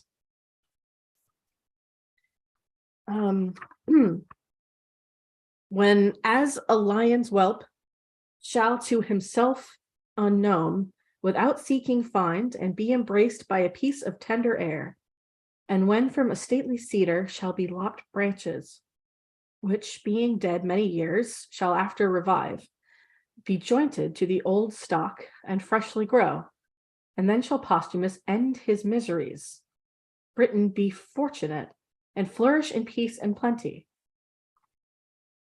'Tis still a dream, or else such stuff as madmen, tongue and brain rot not, either both or nothing, or senseless speaking, or speaking such as sense cannot untie. Be what it is, the action of my life is like it, which I'll keep, but for sympathy. Re-enter first jailer. Come, sir. Are you ready for death? Over roasted, rather. Ready long ago. Hanging is the word, sir. If you be ready for that, you are well cooked. So if I prove a good repast to the spectators, the dish pays the shot. A heavy reckoning for you, sir. But the comfort is, you shall be called to no more payments, fear no more tavern bills, which are often the sadness of parting, as the procuring of mirth. You come in flint for want of meat, depart reeling with so much drink, sorry that you have paid too much, and sorry that you are paid too much. Purse and brain both empty, the brain being the heavier for being too light, the purse too light, being drawn of heaviness. Of this contradiction you shall now be quit. Oh, the charity of a penny cord! It sums up thousands in a trice. You have no true debitor and creditor but it. Of what's past is, and to come, the discharge. Your neck, sir, is pen, book, and counters. So the acquaintance follows. I am merrier to die than thou art to live. Indeed, sir, he that sleeps feels not the toothache, but a man that were to sleep your sleep, and a hangman to help him to bed, I think he would change places with his officer. For look you, sir, you know not which way you shall go. Yes, indeed I do, fellow. Your death has eyes and said then. I have not seen him so pictured. You must either be directed by some that take upon them to know, or do take upon yourself that which I am sure you do not know, or jump the after inquiry on your own peril, and how you shall speed in your journey's end. I think you'll never return to tell one. I tell thee, fellow, there are none want eyes to direct them the way I am going, but such as wink and will not use them. What an infinite mock is this, that a man should have the best use of eyes to see the way of blindness. I'm sure hanging's the way of winking. Enter a messenger.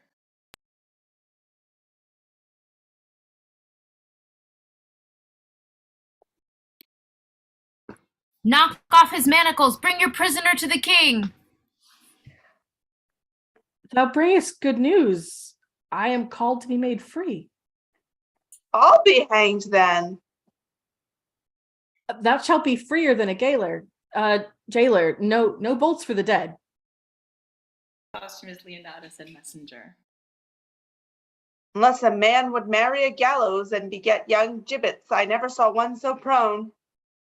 My conscience, there are verier knaves desire to live, for all he be a Roman, and there be some of them too that die against their wills. So should I, if I were one. I would we were all of one mind, and one mind good. Oh, there were desolation of jailers and gallowses. I speak against my present profit, but my wish hath a preferment in it.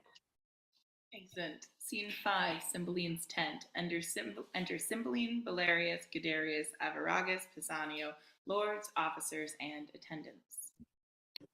Stand by my side, you whom the gods have made preservers of my throne.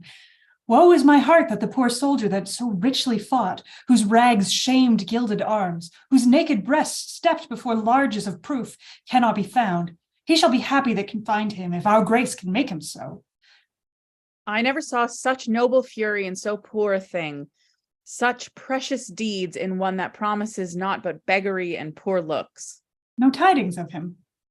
He hath been searched among the dead and living, but no trace of him. To my grief, I am the heir of his reward, which I will add to you, the liver, heart, and brain of Britain, by whom I grant she lives. 'Tis now the time to ask of whence you are. Report it. Sir, in Cambria are we born, and gentlemen. Further to boast, we're neither true nor modest, unless I add, we are honest. Bow your knees. Arise, my knights of the battle. I create you companions to our person, and will fit you with dignities becoming your estates. Enter Cornelius and ladies. There's business in these faces. Why so sadly greet you our victory? You look like Romans, not of the court of Britain.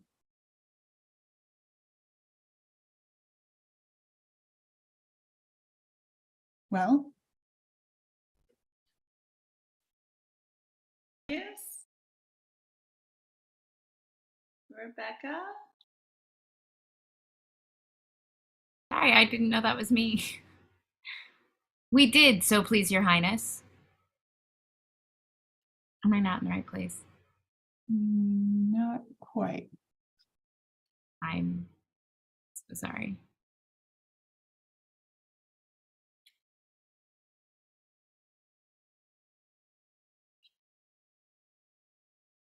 I'm super lost, y'all. Cornelia.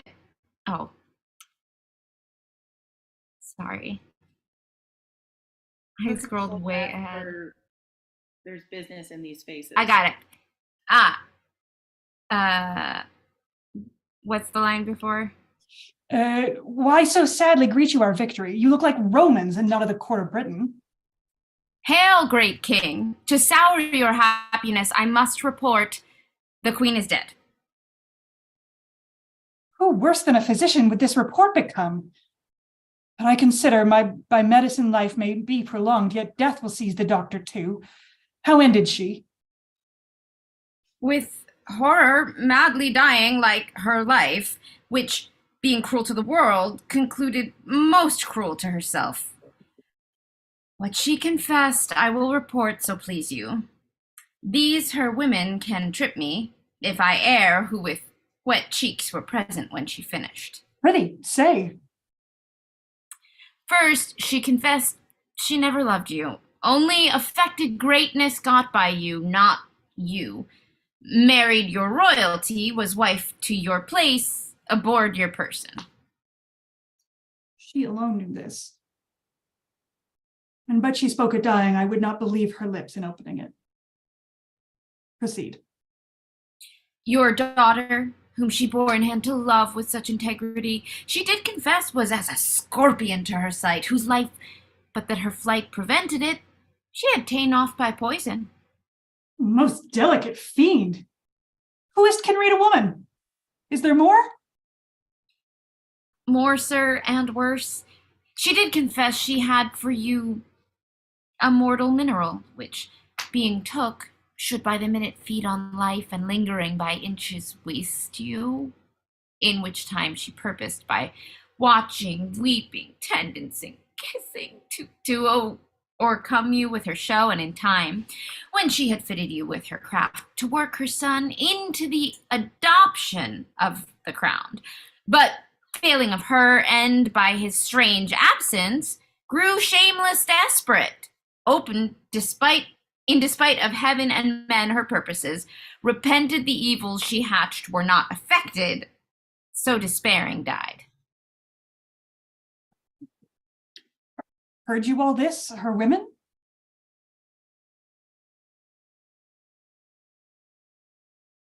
We did, so please your highness. Mine eyes were not in fault, for she was beautiful. Mine ears that heard her flattery, nor my heart that thought her like her seeming. It had been vicious to have mistrusted her. Yet, oh my daughter, that it was folly in me, thou mayst say, and prove it in thy feeling. Heaven mend all. Enter Lucius, Iachimo, the Soothsayer, and other Roman prisoners guarded, Posthumus, Leonatus behind, and Imogen. Thou comest not, Caius, now for tribute that the Britons have raised out, though with the loss of many a bold one, whose kinsmen have made suit that their good souls may be appeased with slaughter of you, their captives, which ourself have granted. So think of your state. Consider, sir, the chance of war. The day was yours by accident. Had it gone with us, we should not, when the blood was cool, have threatened our prisoners with the sword. But since the gods will have it thus, that nothing but our lives may be called ransom, let it come. Sufficeth a Roman with a Roman's heart can suffer. Augustus lives to think on't, and so much for my particular care. This one thing only I will entreat. My boy, a Briton born, let him be ransomed. Never master had a page so kind, so duteous, diligent, so tender over his occasions, true, so feat, so nurse-like. Let his virtue join with my request, which I make bold your highness cannot deny. He hath done no Briton harm, though he have served a Roman. Save him, sir, and spare no blood beside. I have surely seen him. His favor is familiar to me. Boy, thou hast looked thyself into my grace, and art mine own. I know not why, wherefore, to say, live, boy, ne'er thank thy master, live, and ask of Cymbeline what boon thou wilt, fitting my bounty in thy state, I'll give it. Yea, though thou do demand a prisoner, the noblest ta'en. I humbly thank your highness. I do not bid thee beg my life, good lad, and yet I know thou wilt. No, alack, there's other work in hand. I see a thing bitter to me as death. Your life, good master, must shuffle for itself. Boy disdains me, he leaves me, scorns me. Briefly die their joys that place them on the truth of girls and boys. Why stands he so perplexed? What wouldst thou, boy? I love thee more and more. Think more and more what's best to ask. Know'st him thou look'st on? Speak, wilt have him live? Is he thy kin, thy friend? He is a Roman, no more kin to me than I to your highness, who, being born your vassal, am something nearer. Wherefore eyest him so? I'll tell you, sir, in private, if you please, to give me hearing. Aye, with all my heart, and lend my best attention. What's thy name? Fidele, sir. Thou'rt my good youth, my page. I'll be thy master. Walk with me. Speak freely. Is not this boy revived from death? One sand another not more resembles that sweet rosy lad who died and was Fidele. Fidele? Fiddy. What think you? The same dead thing alive. Peace. Peace. See further, he eyes us not. Forbear. Creatures may be alike. Were it he, I am sure he would have spoke to us. We saw him dead. Be silent. Let's see further. Is my mistress. Since she is living, let the time run on to good or bad.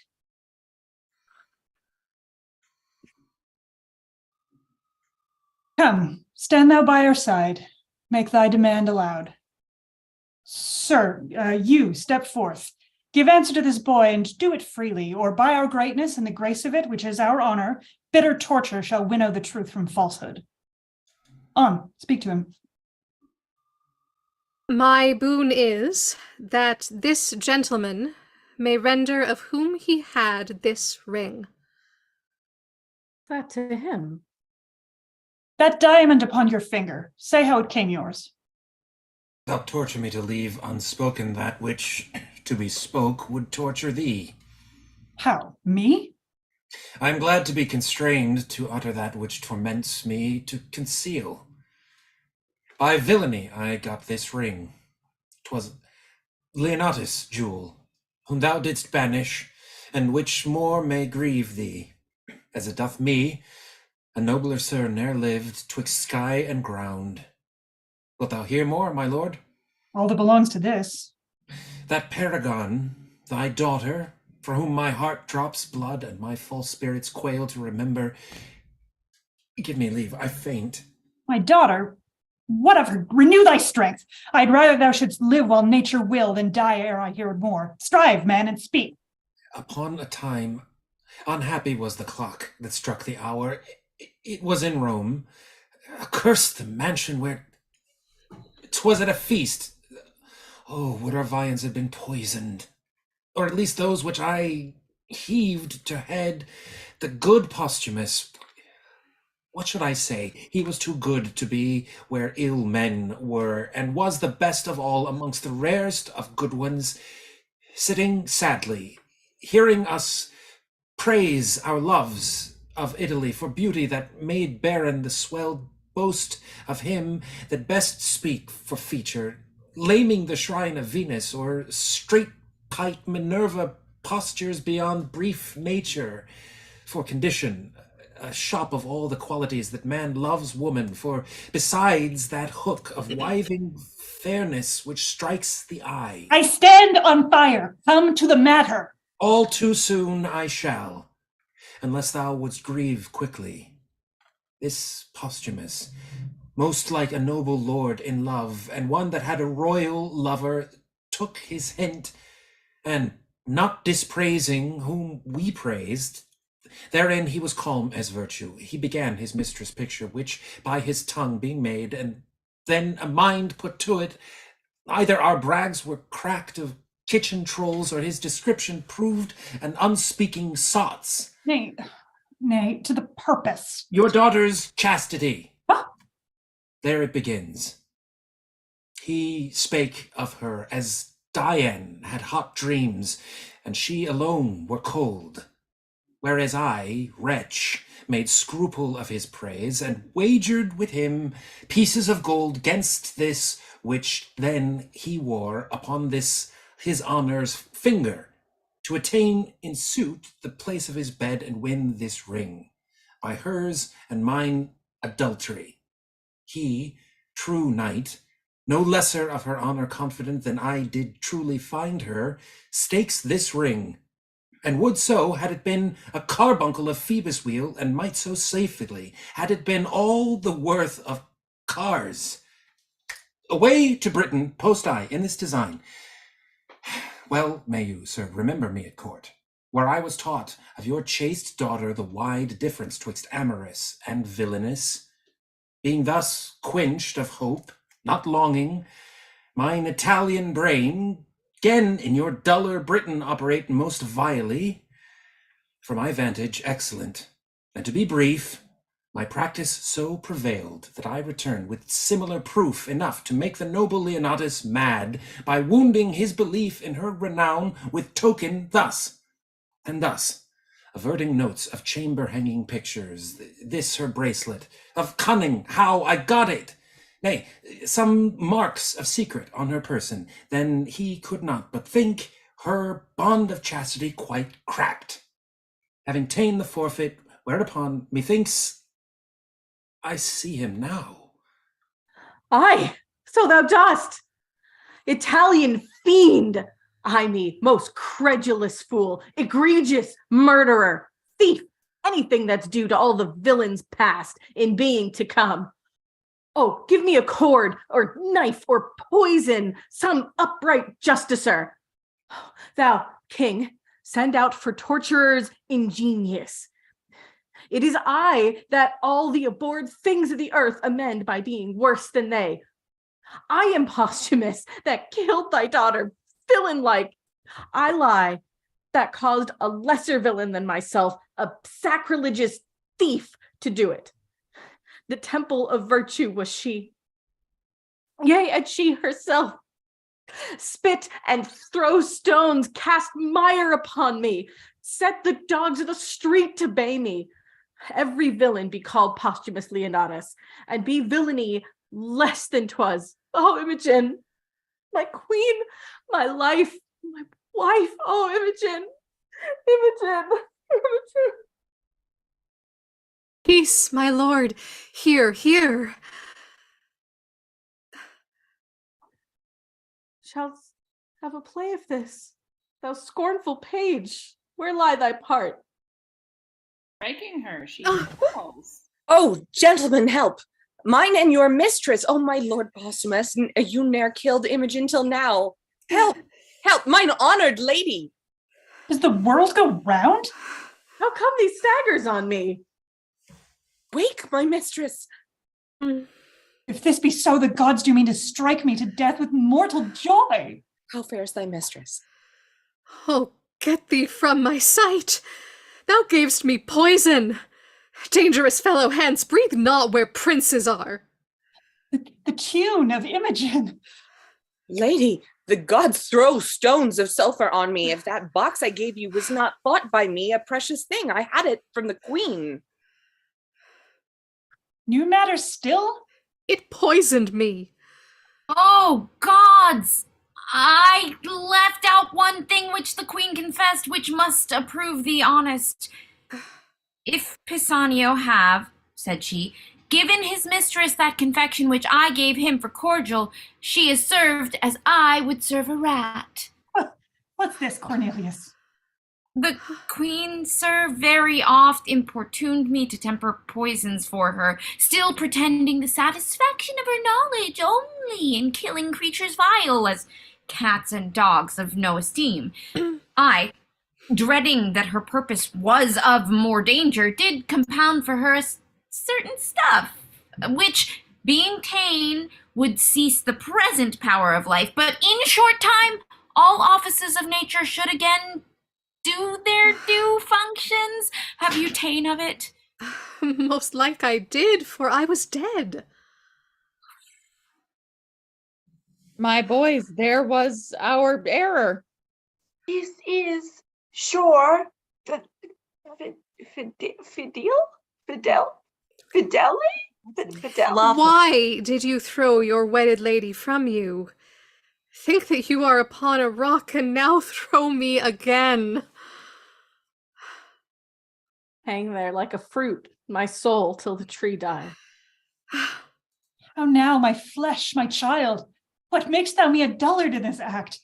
Wilt thou not speak to me? Your blessing, sir.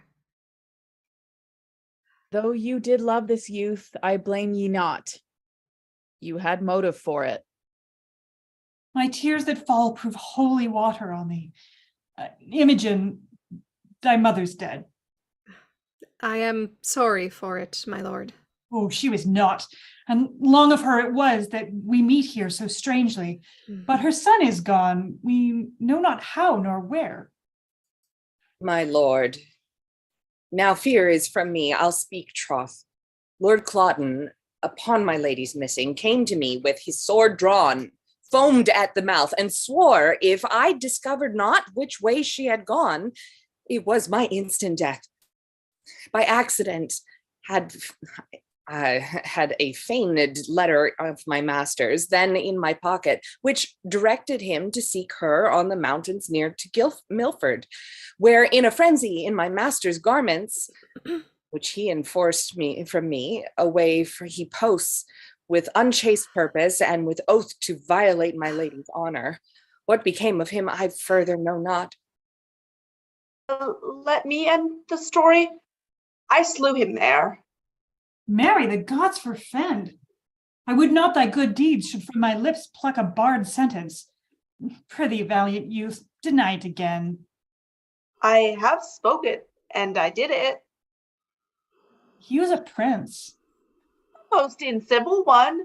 The wrongs he did me were nothing prince-like, for he did provoke me with language that would make me spurn the sea. So roar to me, I cut off his head, and am right glad he is not standing here to tell this tale of mine. I am sorry for thee. By thine own tongue thou art condemned, and must endure our law. Thou art dead. Oh, that headless man I thought had been my lord. Bind the offender and take him from our presence. Stay, Sir King. This man is better than the man he slew, as well descended as thyself, and hath more of thee merited than a band of Clotens had ever scar for. Let his arms alone. They were not born for bondage. Why, old soldier, wilt thou undo the worth thou art unpaid for by tasting of our wrath?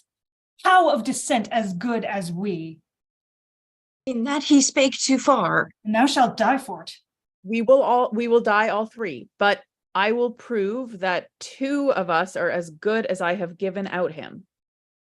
My sons, I must, for my own part, unfold a dangerous speech, though haply well for you. Your danger is ours. And our good his. Have at it then, by leave. Thou hadst, great king, a subject who was called Belarius. What of him? He's a banished traitor. He it is that hath assumed his age, indeed a banished man. I know not how a traitor. Take him hence. The whole world shall not save him. Not too hot. First pay me for the nursing of thy sons, and let it be confiscate all, so soon as I have received it. Nursing of my sons? I am too blunt and saucy. Here's my knee. Ere I arise, I will prefer my sons, then spare not the old father. Mighty sir, these two young gentlemen that call me father and think they are my sons are none of mine. They are the issue of your loins, my liege, and blood of your begetting. How? My issue? So sure as you your fathers. I, old Morgan, am that Belarius whom you sometime banished. Your pleasure was my mere offense, my punishment itself, and all my treason. That I suffered was all the harm I did. These gentle princes, for such and so they are, these 20 years have I trained up. Those arts they have as I could put into them. My breeding was, sir, as your highness knows. Their nurse, Euryphile? Euryphile. Fidelity Insurance, whom for the theft I wedded, stole these children upon my banishment. I moved her to it, having received the punishment before, for that which I did then. Beaten for loyalty, excited me to treason. Their dear loss, the more of you 'twas felt, the more it shaped unto my end of stealing them.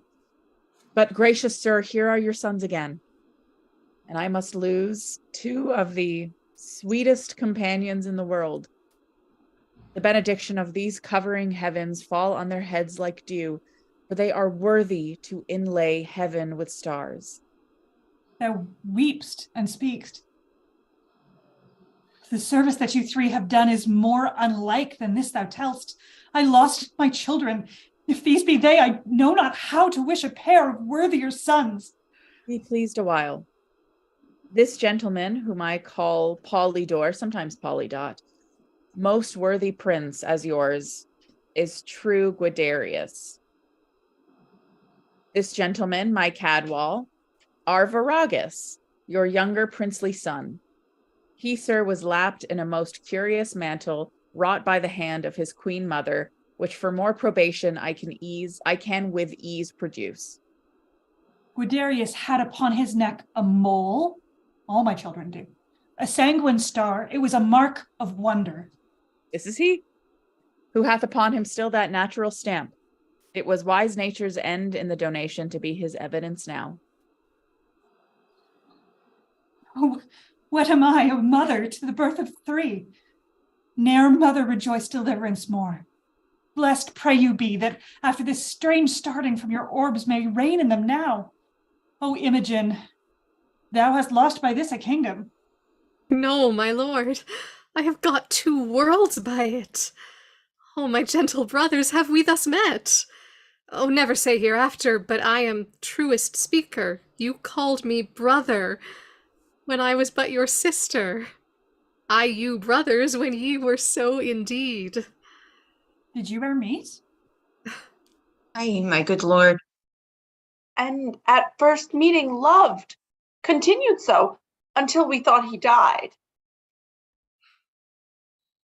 By the queen's dram she swallowed. A rare instinct. When shall I hear all through? This fierce abridgment hath to its circumstantial branches which distinction should be rich in. Where?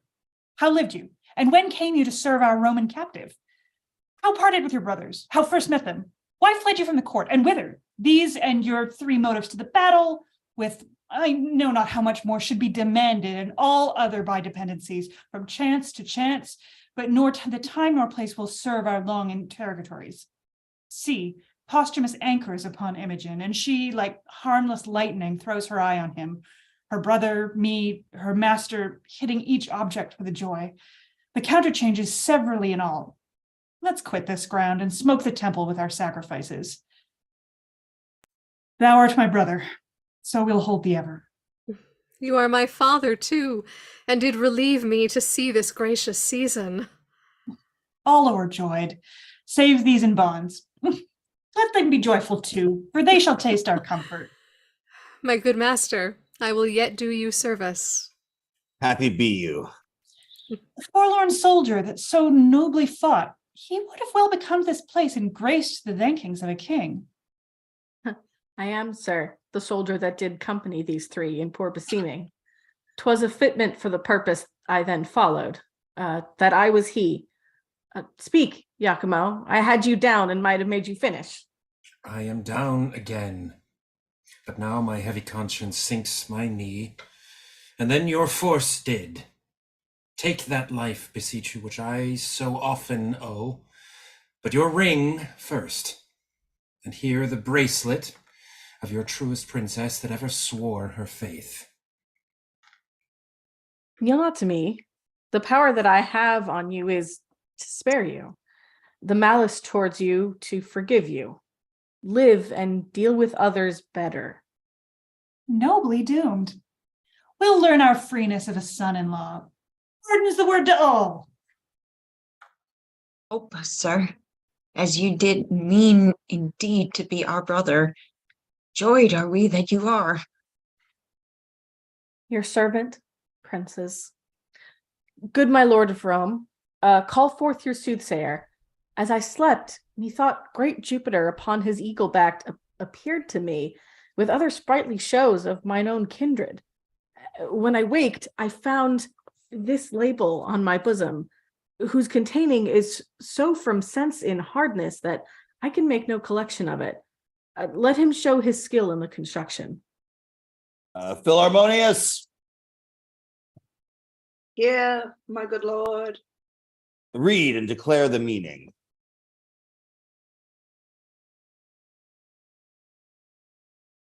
A lion's whelp shall to himself unknown, without seeking find, and be embraced by a piece of tender air. And when from a stately cedar shall be looped branches, which being dead many years shall after revive, be jointed to the old stock and freshly grow, then shall Posthumus end his miseries, Britain be fortunate, and flourish in peace and plenty. Thou, Leonatus, art the lion's whelp, the fit and apt construction of thy name, being Leonatus, doth import so much. The piece of tender air, thy virtuous daughter, which we call Molliser and Molliser, we term it Mulier, which Mulier I divine is the most constant wife, who even now answering the letter of the oracle, unknown to you, unsought, were clipped about with his most tender air. This hath some seeming. The lofty cedar, royal Cymbeline, personates thee, and thy lofty branches point to thy two sons forth, who, by Belarius stolen, for many years thought dead, are now revived, to the majestic cedar joined, whose issue promises Britain peace and plenty. Well, my piece we will begin. And Caius Lucius, although the victor, we submit to Caesar and to the Roman Empire, promising to pay our wonted tribute, from the which we were dissuaded by our wicked queen, whom heaven's injustice both on her and hers have laid most heavy hand. The fingers of the powers above do tune the harmony of this piece, the vision which I made known to Lucius ere the stroke of this yet scarce cold battle. At this instant it is full accomplished, for the Roman eagle from south to west on wings soaring aloft lessened herself, and in the beams of the sun so vanished, which foreshowed our princely eagle, the imperial Caesar, should again unite his favor from the radiant Cymbeline which shines here in the west. Laud we the gods, and let our crooked smokes climb to their nostrils from our blessed altars. Publish we this peace to all our subjects. Set we forward, let a Roman and a British ensign wave friendly together. So through Ludstown march, and in the temple of great Jupiter our peace we'll ratify, seal it with feasts set on there. Never was a war did cease ere bloody hands were washed with such a peace.